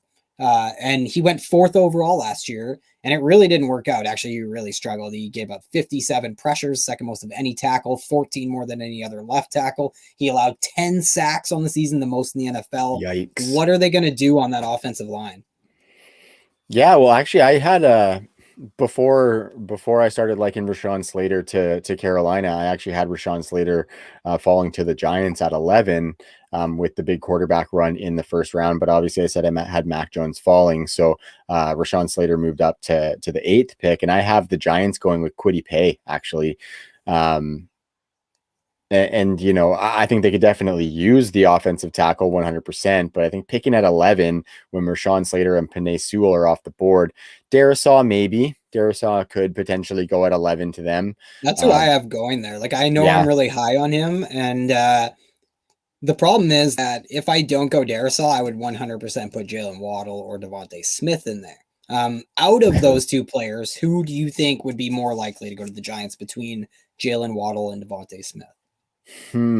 I that's an interesting question because I think they're both kind of profiled to be like that speed slot at the next level. I'd probably put Devontae Smith there. Yeah. But I also have Jalen Waddle going at 7 to Detroit, right? So yeah. And I think Waddle does go before Devontae Smith, and we see that reflected in prop bets for sure. I was wondering, I really think they need to go offensive line just because, like, there's two major problems with this offense: the offensive line last year and Jason Garrett. Jason Garrett's still there, so fix that offensive line, and I think Daniel Jones was pressured over 40% of the time last year. Like, that's just insane. Yeah, there's a guy who's set to have a little bit of a bounce back season for our super flex rosters. Danny Dimes. Danny Dimes, especially with Kenny G coming in. If they were to add Devontae Smith in there, that's like a new ball game for Danny Dimes in my book potentially. And this is coming from an Eagles fan, so keep an eye on that. Even like there's even like some second and third round wide receivers that, well, I guess they don't really have that much draft capital. Let me check here. Do they have that second rounder? They do have a second rounder. They pick up 42 and 76. 42. Like if they were to get like a Rondale or an Elijah or something like that. I don't know why I always come back to those guys, but I just remember I gave them nice Diami, and I gave them Diami later in the third. Yeah. So I do have them like, attacking wide receiver. But yeah, I just have them basically upgrading Slayton. So like how great is that making your team when you have Kenny Golladay, Slayton, you have Sterling Shepard, you have these guys. And Daniel Jones was good throwing deep last year with the guys they had. Like they didn't have a great group last year. And Slayton doesn't have to be the one now either. Yeah. So I'm not fully out on Slayton either. Too. Nor am I. Yeah. So that's a good buy low guy. Definitely a late best ball guy, I would say. Hey, Ty. Yeah, absolutely. And you can get him in like the 15th round in best balls right now. And I think the question to ask with them is the one we asked. Like, do you think it's Devontae Smith or Jalen Waddle if they go wide receiver? Because I think that makes a big difference. Like, I just think Jalen Waddle would suit this offense a lot more, I think. Or at least improve Daniel Jones' outlook. For sure. What do you think the Jets are going to do in the other Big Apple here? Yeah, well, they're an interesting team with all that draft capital. Obviously, they've got just two really ones. Quick. Yeah, go ahead. Just really quick, like Zach Wilson is the guy you see at 2 totally. overall. Yeah, totally. Zach Wilson at 2 overall. That's just been out there for so long. It's just like seems inevitable that it's going to happen now. What about that second first round? That second first rounder, that's where it starts to get interesting because they also have a pick 11 picks later at 34 in the second round. And then they've got 2 third rounders as well. So I've got them taking Zaven Collins, the linebacker. Ooh, me too. At 23. I just think they could use to retool that. Like the CJ Mosley experiment definitely didn't work out for them. Well, so what? He's coming off a torn ACL and then he opted out last year and then they're going to see him finally this year. Yeah, fuck. Yeah. And they signed Jared Davis, like my least favorite player, who played more special team snaps than he did regular snaps on defense for the Lions last year. That's gross. That is absolutely gross. But yeah, so I think they're going to go Zaven Collins with that 23rd pick. I think the 34th pick is wheelhouse for like a Javonte. if they wanted to go that high on a running So back. do But you with think the they two, want to go that high? Because, one of our overarching overtones of the Jets is that these are 49er like-minded human beings. And we know one thing with the Shanahan philosophy is that he's arrogant enough to take a Mac Jones at 3, and that he is waiting on running backs and getting a lot out of these UDFA running backs. for sure. And so like that's why I think the third round picks might be more likely for a running back. And I do have I believe Javonte mocked to the Falcons right after the Jets, because I think they're just gonna go elsewhere. And those 2 third-round picks, like add a Chuba to New York. I think that's the spot that you mentioned for him earlier. And I think that's a primo spot for Chuba. So like, late third with the 86th pick, or even at 107 if he slips even further into the 4th round, which That's where I'd like him. you Yeah. said, yeah. Because I So I have think him taking Michael Carter in that 3rd round you suggested. right. So that's pretty solid as well. I like Michael Carter in that offense too, because I think LaFleur can probably maximize him and make the most of his speed and not make his size a detriment, No, totally. And can be used out of the backfield and stuff to keep the reins a little bit on Zach Wilson, like start him out with a little bit of reins, because that 13-year-old's not going to last outside of the pocket very long. But I really like that spot, just because you see when you do mock drafts, it really feels like that like 65 to 85 range, like those 20 picks is where we're going to see that second wave of running backs with those 3 to 5 guys that we see going in that totally range. Okay, should we talk about him? Who? The Eagles? Yeah, let's do it. Yeah. So you have corner, or do you have wide receiver going there? I have corner. I have Pat Surtain. I'm not like I don't hate wide receiver depending on who it is. Who do you have going there? I have Jalen Waddle falling to them, so I love that. Who I like. That's who I would like. I think Jalen Reagor. The irony is, I would be receiver. Like I would go J.C. Horn or Caleb Farley, and actually, Howie loves his injury discount corners. Like, let's go. Yeah, Sidney Jones, womp, and then plays pretty decent in Jacksonville last year, like when he got a shot. Well, and it goes back to like what I was saying about the 2017 season. Like Eagles secondary was really stellar, and then we haven't talked about the endless Indianapolis to Philly carousel that we've gotten over the last couple of years. But the Colts defensive backs coach is now the new Eagles defensive coordinator, and a cornerback seems like a perfect housewarming gift. But instead, my mock draft reflects how I feel about Howie and him just being like, to hell with my coaching staff. I'm going wide receiver, fix Darius Slayer, go to hell.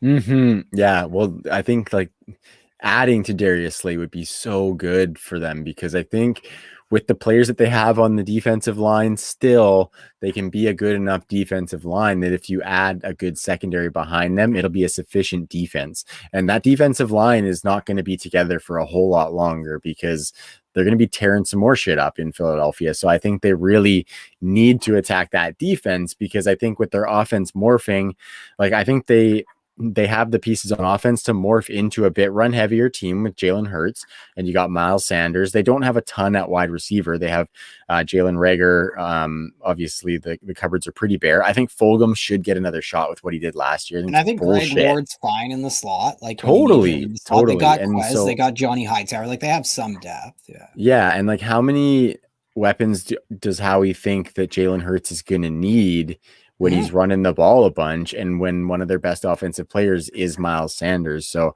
I think they need to. I'm not sure that they're going to do that, because I don't trust Howie anymore either. Well, that would be the other point, right? Yeah, is like what kind of faith? Because the other thing is like they haven't even traded Ertz yet, which means they can't get anything for him. And they might not. Yeah, and they might have to cut and just eat money on his contract, or keep him. But if you keep him, are we going to see these heavy 2 tight end sets, the heavy tight end market share that's funneled through that position historically in Philly? And then, like the wide receiver depth chart, I think it's better than people make it out to be. It could just be a lot better if Howie wasn't stepping on his meat every other year. Like it's crazy. And I just don't have faith in Howie being the guy who's going to take the correct wide receiver. How could you? And then it just goes back to like they're going from this voluminous passing game under Carson Wentz to a very run heavy scheme under Ertz, and like doesn't that devalue the wide receiver position in general? And And the other reason is wide receiver is deeper than corner this year. Like, I think they can get a better wide receiver in round 2 than they can corner. Like, you're asking the JC Horn, Rondell Moore versus, Dude, so true. yeah, So Jalen true. Waddle or Kelvin Johnson or something. So it's a tough question, but I definitely, I think it's interesting. So I think Exactly. I And made the pick I have just Terrace Marshall going to them at the in the top of the second yeah, round. exactly. And Which I is think almost that's like a beautiful. profile of wide receiver that complements Jalen Reagor's skill set I and think the it's guys you have there beautiful. as well. But I do agree that like Jalen Waddle might be the most special wide receiver in this draft. For sure. And For sure. He'd be slick. He'd how be do you slick. pat? Yeah, so I liked mocking him there too because that's Howie going round 1 wide receiver named Jalen back-to-back years to I pair like it. to his quarterback named Jalen. And he made sure that it was different spellings so nobody gets really confused. So hey, like maybe there's like silver lining of I know we all intelligence whine to what about Howie's doing. Yeah, we all whine about the Devontae spellings, but if they're all on the same team, we'd be pumped about that. That's a good point. and honestly, like I have been historically a Howie lover. Ty, I think you can attest to that. I used to fucking love me some Howie when he was wheeling and dealing and putting a Super Bowl roster together. But you got to be water. You got to be water, man. Yeah, and the analytics, a lot of talk about that. I liked him too when he came in. I still kind of like the way he attacks things. I just think he's making some horrible personnel decisions and wielding power in very inexplicable fashion when it comes to over Andy Reid, under Chip Kelly, and then running Doug Peterson out of it. Anyways, let's go. The tightrope game with the cap is starting to catch up to him a little bit too. Yes. So yeah, and let's the injury move prone. us like hopefully they avoid some injury prone players in this draft. We'll see if that trend continues with Howie. But let's go to my guys. The most perfect GM in the world. Don't even try. I want you to talk about these guys, buddy. I want you to talk about these guys. And I know you probably had a spiel, so I'm sorry for fucking your shit up there because I'm sure it would have been fantastic. I can make any amount of spiels on the fly. I want you to dive in. Absolutely. Yeah, man, the Steelers, like a lot of people are talking about their draft and what they're going to do. They had an underwhelming season as a passing offense last year, although, I think that's underwhelming from a Ben perspective. I think we were somewhat happy with the volume we saw for Deontay Johnson. I think Juju's season was getting shit on, and for good reason, but I think there's definitely room for improvement for that. So I think from a wide receiver standpoint, they're looking really, really nice. The running back room is what everybody's talking about them attacking, as well as the offensive line, which we kind of alluded to earlier. And then you got old man Ben still there. Ty, I'm not even gonna pinpoint a question. I'm just going to open the floor, and I want you to talk about what you think the Steelers are going to do. I guess obviously start with what you think they're going to do in the first round, and how you think they're going to continue to improve the roster with the picks that they got. Yeah.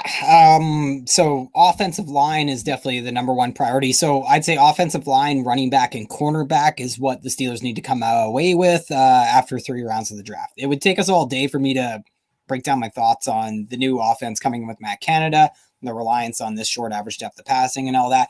But maybe I can encapsulate a little bit of it. Like, I am on this Najee Harris train. I have Najee Harris going to Pittsburgh. I laid out most of my thoughts on a tweet. Maybe I'll tweet that out right now again. Just because it is like a really convoluted process of how I got to this point. And I think it's complicated in the sense where the run blocking in Pittsburgh has been a 0 out of 10. It's been that way for 3 years straight. The pass blocking has been a 10 out of 10. And just remember that the Steelers are getting rid of the ball so quickly. So are the numbers indicative of how stellar the pass protection was? Not really. Everyone is worried about the 3 starting offensive linemen that are departing in Pittsburgh through free agency or retirement. But the thing is, guys, the run blocking just can't possibly get any worse. The pass blocking, Ben's immaculate protection, that's what is at risk here with this offensive line turnover. So it's also what's extremely hard to replace because pass pro isn't far behind like tight end in terms of development curve when it comes to prospects coming into the NFL. With all that said, the death of the offensive line in Pittsburgh, I think, has been greatly exaggerated. The only position a rookie offensive lineman would be a day one starter, no matter who it is at this spot, whether it's Tevin Jenkins or not. It would be over Zach Banner at right tackle, who's actually a plus run blocker. Although I feel like his nickname perpetuates that a little more than his play. But What's his nickname? You can get there with Banner. No, like Bruce. I don't know. Fuck, They call just him the spit it Hulk. out. They call him the Hulk. Okay. Okay. Yeah. You got shot in the face, of you. I I thought that thought it was was gonna obvious. be like I thought it was gonna be like a nickname with a negative connotation somehow. Sorry, that's where I was thinking. No, But the Hulk is they a call him the positive Hulk, one. so we just assume he's like a spectacular run blocker. But Yeah. like, God, I don't like Zach Banner very much. So I think the depth of the tackle class is like like you can say everything I just said, and then still come back to the fact that a running back is going to help you too much. But I think the fact is that there isn't a tackle here that I'm comfortable with taking at 24, and I think there'd be a bunch that I'm comfortable taking in that second round. Mm-hmm. So I just think the depth of the tackle class, the ultra historically quick release passing game that's going to be in Pittsburgh as long as Mm-hmm. Ben's there, in concert with their love for Najee. Like, I think it solidifies this pick. I mean, Najee not only profiles like a Steelers running back who can be used on 75% of snaps, fits the Tomlin bill, but this guy looks like a more talented version of Le'Veon Bell, who's ready, like a year two Le'Veon Bell ready to go. Yeah. I think he'll be able to create for himself too. Like, this could be a rare instance where a running back could actually help their offensive line's numbers, Totally. which we do see that every so often. Like Josh Jacobs' rookie season would be a good example of that. Like, look at Josh Jacobs in a vacuum in his rookie season and sophomore season in comparison to his offensive line. That's really cool. So yeah, the Steelers can add a tackle in round 2. And it's at this time that I would remind everybody that the Steelers have never really allocated a ton of capital to their offensive line, yet they've still found a way to scheme it up and all that. Mm-hmm. So yeah, give me Najee. Give me Najee. Totally, dude. I think you encompassed it perfectly. I'm not even going to add a whole lot. I do have Najee going there in the first round as well. I think that pick is almost like a sure bet for me. And I like And it. I got my boy Dylan Rendunes going in round 2 to them. That's a great, that is a great recoup of getting an offensive line piece for not getting one in the first. And of course, Jamie Newman in the third. Absolutely. Absolutely. It's gonna happen. San Francisco 49ers, Ty. We talked a little bit earlier that the draft kind of starts at the third pick. Some people haven't taken Mac Jones. You haven't taken Justin Fields. I haven't taken Trey Lance. No. So it's going to be really, really interesting to see what they do. Look, do you think that's where the draft starts as well, or do you just kind of think it's going to be one of those quarterbacks so we kind of move on? Like, I'm kind of throwing my hands up in the sense that, I think it's Justin Fields just because it's the only reason that it's not Justin Fields is this arrogant as fuck thought process from Kyle Shanahan. It really is. And I hate to say it because we want Kyle Shanahan players. We want players attached to his system. His system is phenomenal when it comes to X's and O's. His decision-making, his decisions that he's made, when it comes to personnel and stuff, they're terrible. His quarterback decisions are terrible. The fact that he thought Garoppolo was going to come back in 2020 and give him the season that he gave him in 2019, so they didn't go and get Tom Brady, like that should keep him up at night. Instead, he's ready to go out and draft Mac Jones. Like, that really, really shocks me, and it makes me think so much less of the Shanahan family, let alone Kyle Shanahan, let alone his system. But I detach my emotions so I can think he sucks at this part of his job and still think his system is a top 5 system that other people are chasing and trying to emulate. But my point is that you're pretty much dismissing every issue, proclaiming that your system is perfect. He will never force Mac Jones to play outside of structure because your structure will always be perfect. And I think that's just a bold strategy, Cotton. And I think it is Mac Jones. Like, the super plugged in people are really driving that narrative, all of them. So it's totally. Daniel Jeremiah, Scheffner, all of them. So, and the one thing I would offer the caveat is that we aren't privy to these Zoom meetings where coaches and GMs can send guys material even this year. Like, they can go over X's and O's compared to like a 15-minute meeting at the combine that wasn't available in the past. So it's possible that it's in that setting that they fell in love with Mac Jones.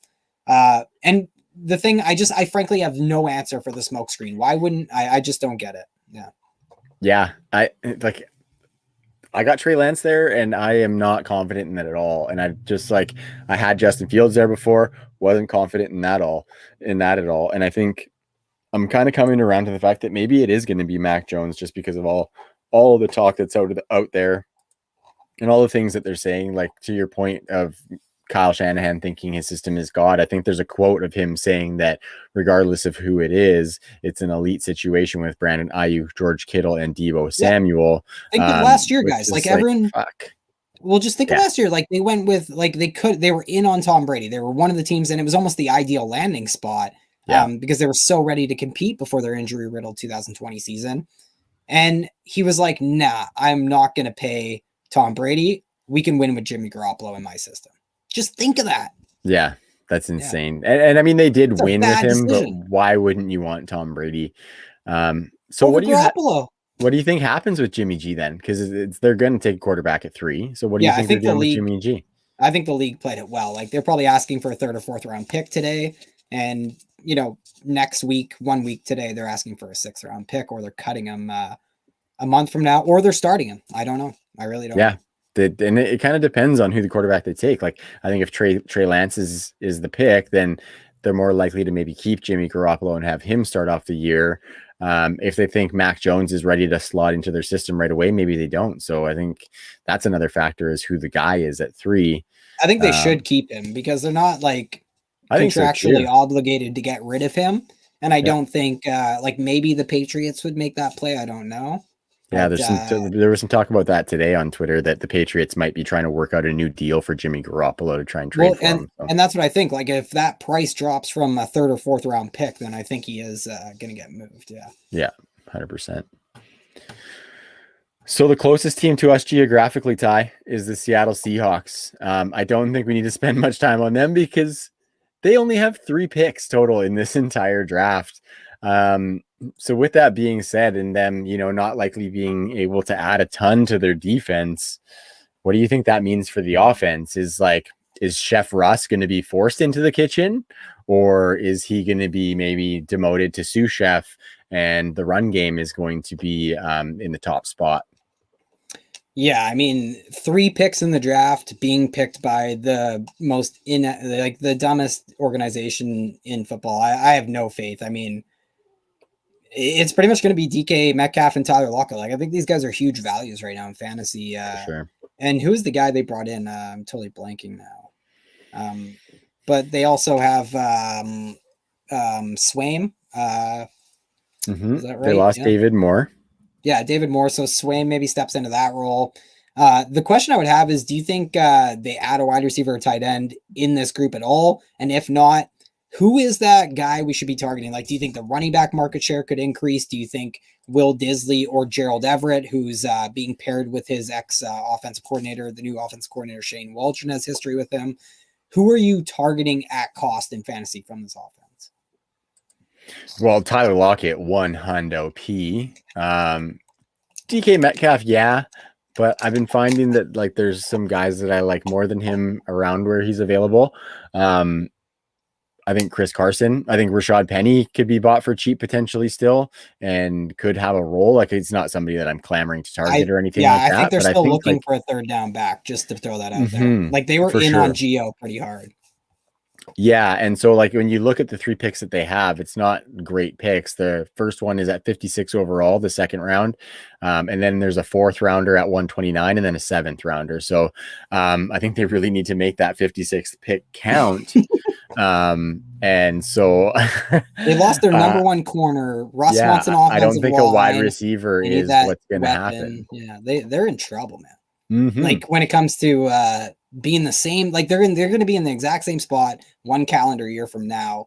And that team of 4, that infamous list of 4, could be an infamous list of 8 next year, Trav. Yeah, 100%. 8 teams Russ is willing to go to. They haven't really done anything to improve what's around him, and they're not in a position to do that again this year. At 56, they could potentially get an offensive lineman, but that's not really going to move the needle a whole lot. And they should too, because Dwayne Brown enters the last year of his contract. That's the only reason they've been above average for the first time in the entire tenure under Russell Wilson. This is the first season they have been 16th or better in pass blocking grade on PFF. And they got there by Dwayne Brown's performance more than anything else. And he's entering his final season at 36 years old. And so I think without being able to fill the holes on the defense, which, like you said, there's plenty, I think it's just going to be Russ is going to have to air it out some more. And I think the back half of the season where they really pared that down a little bit. I don't know if they're going to be able to do that again because I don't think they're going to be blowing teams out or anything because teams are going to be able to score on them pretty easily. Yeah. So we're going to have a lot of Seahawks fans lamenting here in Victoria, British Columbia, Ty, and I am down for that. Yeah, well, I think you mentioned corner is such a huge need for them. Yeah, totally. The Buccaneers re-signed Antonio Brown today, if They you did not did. hear. Yep. So we kind of like hinted to that a little bit yeah, earlier in the totally. offseason, but I guess a lot of people did, and there was some buzz around that. So are you a team? Because I think Daniel Jeremiah's mock came out today and had a running back at Tampa Bay. Who do you have Tampa Bay taking in the first round? I haven't taken Travis Etienne at 32. Yeah. Which running back did he have going to them? I believe it was Travis Etienne. Okay, cool. Yeah, and I think they can kind of take a luxury pick. It's almost similar to me to what Kansas City did with Clyde last year. I think he was a bit of a luxury. Well, I think the Tampa Bay depth chart, the running back depth chart, is in better shape than the KC one was last year. But I still think taking Clyde was maybe a little bit of a luxury pick for an offense that could have like me at running back and still be elite. So because they just wouldn't use me. So I think they can afford to do that because they got, Tammy Brady. They still got a good pass rush. Some of the corners had spurts of good plays last year for the secondary. So really quick, what would you do? Would you look to build on that secondary that it took a massive step from, our whole entire lifetime in Tampa Bay? Or would you try and find like a JPP replacement? I think I'd probably go for the JPP replacement just because that edge defender. That's what I did with my pick. Is just like a very lucrative position to have somebody. And if you think somebody can be there that can be, a top flight pass rusher, I think you got to take that shot. Because it's the 32nd pick, right? And that could be a trade back candidate too. They could be a team that kind of stacks a little bit more because they have a first, second, third, fourth. So within those first 4 rounds, they don't have any double ups or anything like that. So if they wanted to acquire a couple more within that top, 150, then I think the 32nd pick can be their ammo to do so. Absolutely. So we got a couple more here. What about the Titans at 22? I have them taking Elijah Moore. Ooh, I like that. The Ole Miss connection at wide receiver.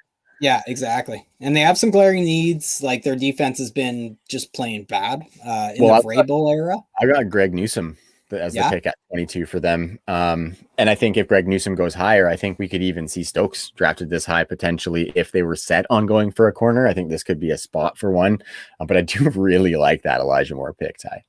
Well, I think the funny thing is I really wanted to go tackle here. The way the board fell just didn't work out.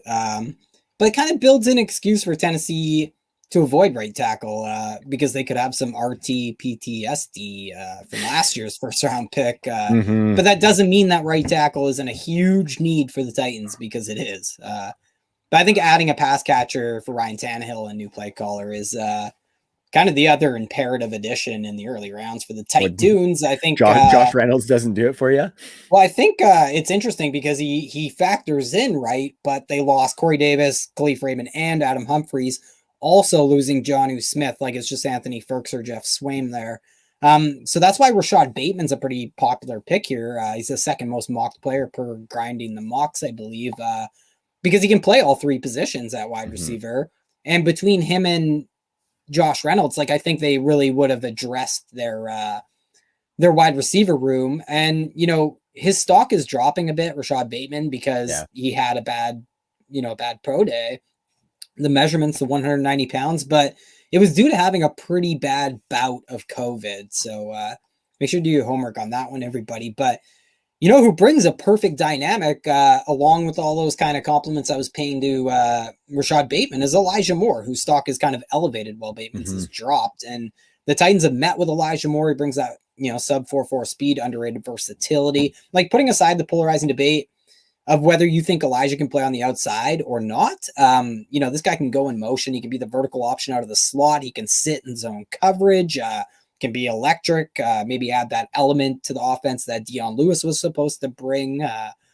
he can take some of those vacated carries from Johnny Smith. There you go. There you go. Yeah. So I really like Elijah Moore, and I think the whole world is really, rising on him.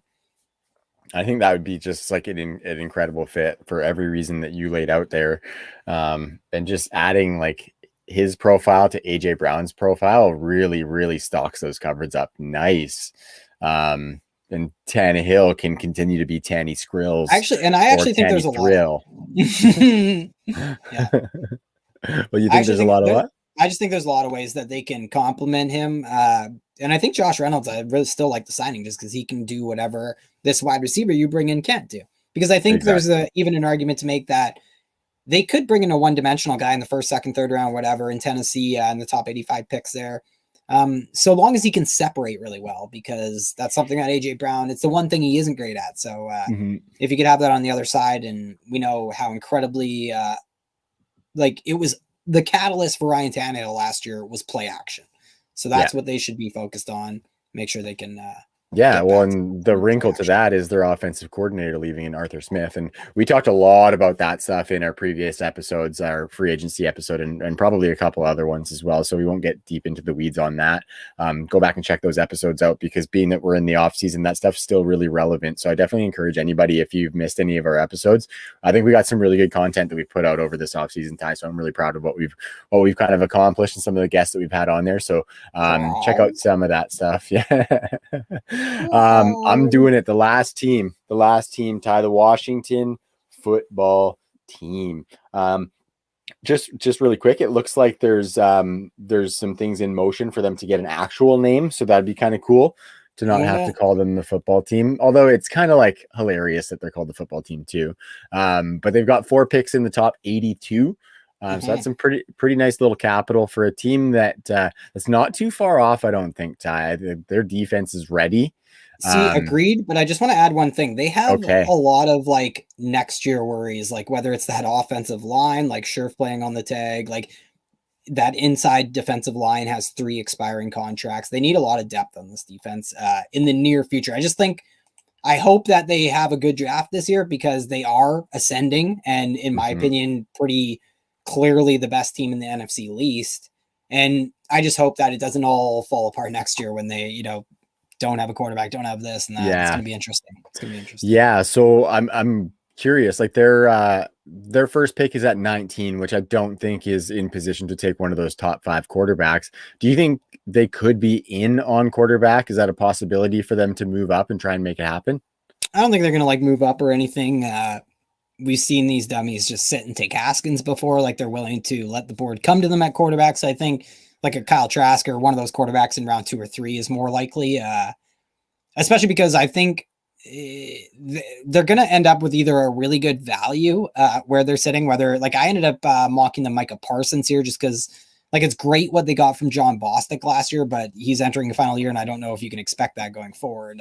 So why not grab a guy who has like a lot of the similar physical attributes? So I think that would be a good one. But there's a lot of ways Washington could go with this pick, and they have needs like tight end. I have Brevin Jordan going to them in this draft. So I have them going offense, but after round 1. Yeah, I've got Tevin Jenkins going to them at 19 to kind of fill that spot on the offensive line and hopefully be that tackle that they're looking for. See, he's more of a right tackle though, so I think they need a left. Like left tackle is kind of the only hole on what is otherwise an extremely good offensive line. For sure. Much to my surprise from the Trent Williams days. Yeah, like I thought they were about to fall apart. And I think a right guard could work too, like in a long-term outlook, just because Scherf is probably their best player in that entire team on offense, and he's playing on the second tag, so I don't think they get a long-term deal.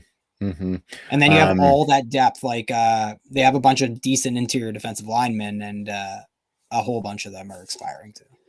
Yeah, and I think wide receiver could be a possibility to get a running mate for Terry McLaurin.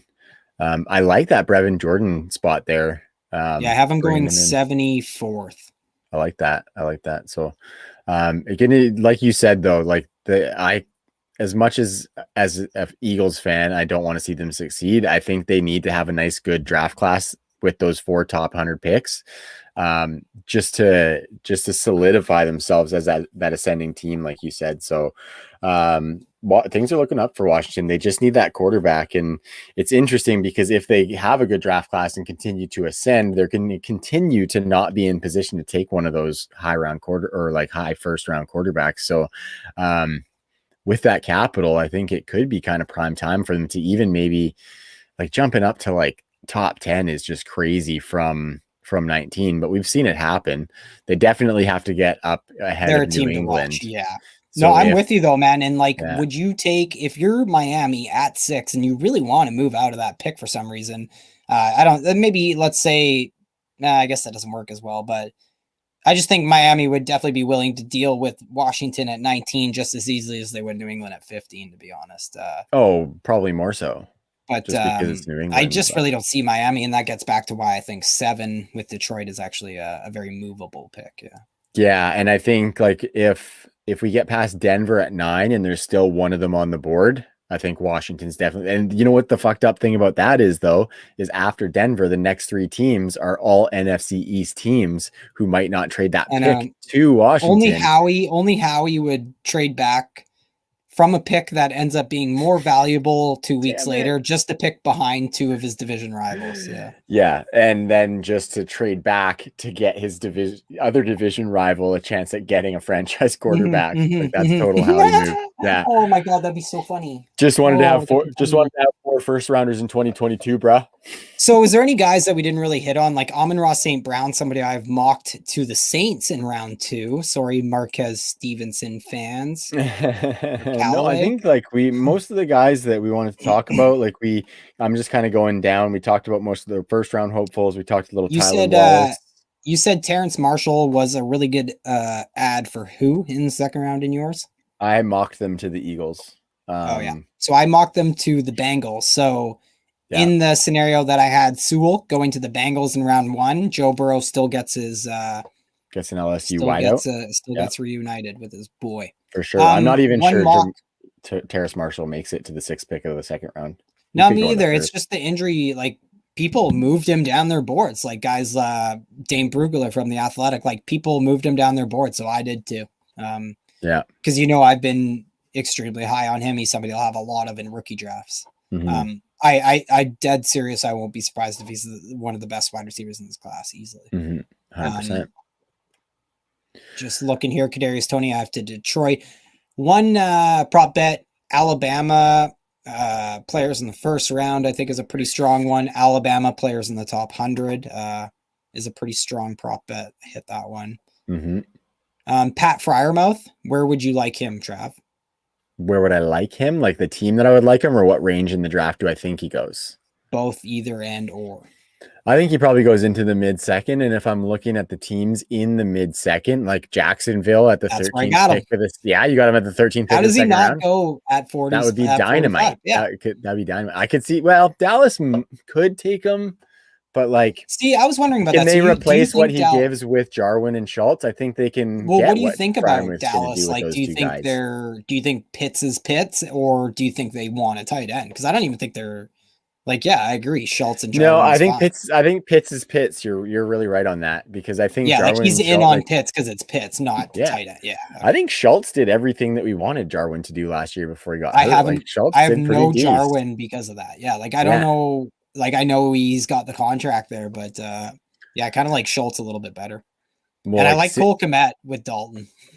Yeah, I don't mind that either. I think Cincinnati could be a spot for Freiermuth at the top of the second. I think they could be a spot. You think so? Yeah. You never know, right? Well, we just talked about how that would hurt. That would be a move that would hurt Mixon. I think if you have to incorporate some tight end market share going forward there, because that's non-existent right now. And then the next pick is Jacksonville, baby, and I'm down for that. Like, so I have tooling up. I don't think Jacksonville's adding wideout. No, me either. Maybe later in the draft, but why not just see what? Yeah, like if you're not going to go in those top rounds, why not just see what Colin Johnson can give you as that wide receiver 4? I think Marvin Jones has that built-in connection. Laviska is going to be weaponized, and then DJ Chark is DJ Chark. Kyle Trask at 51 is where I put him. Just looking now.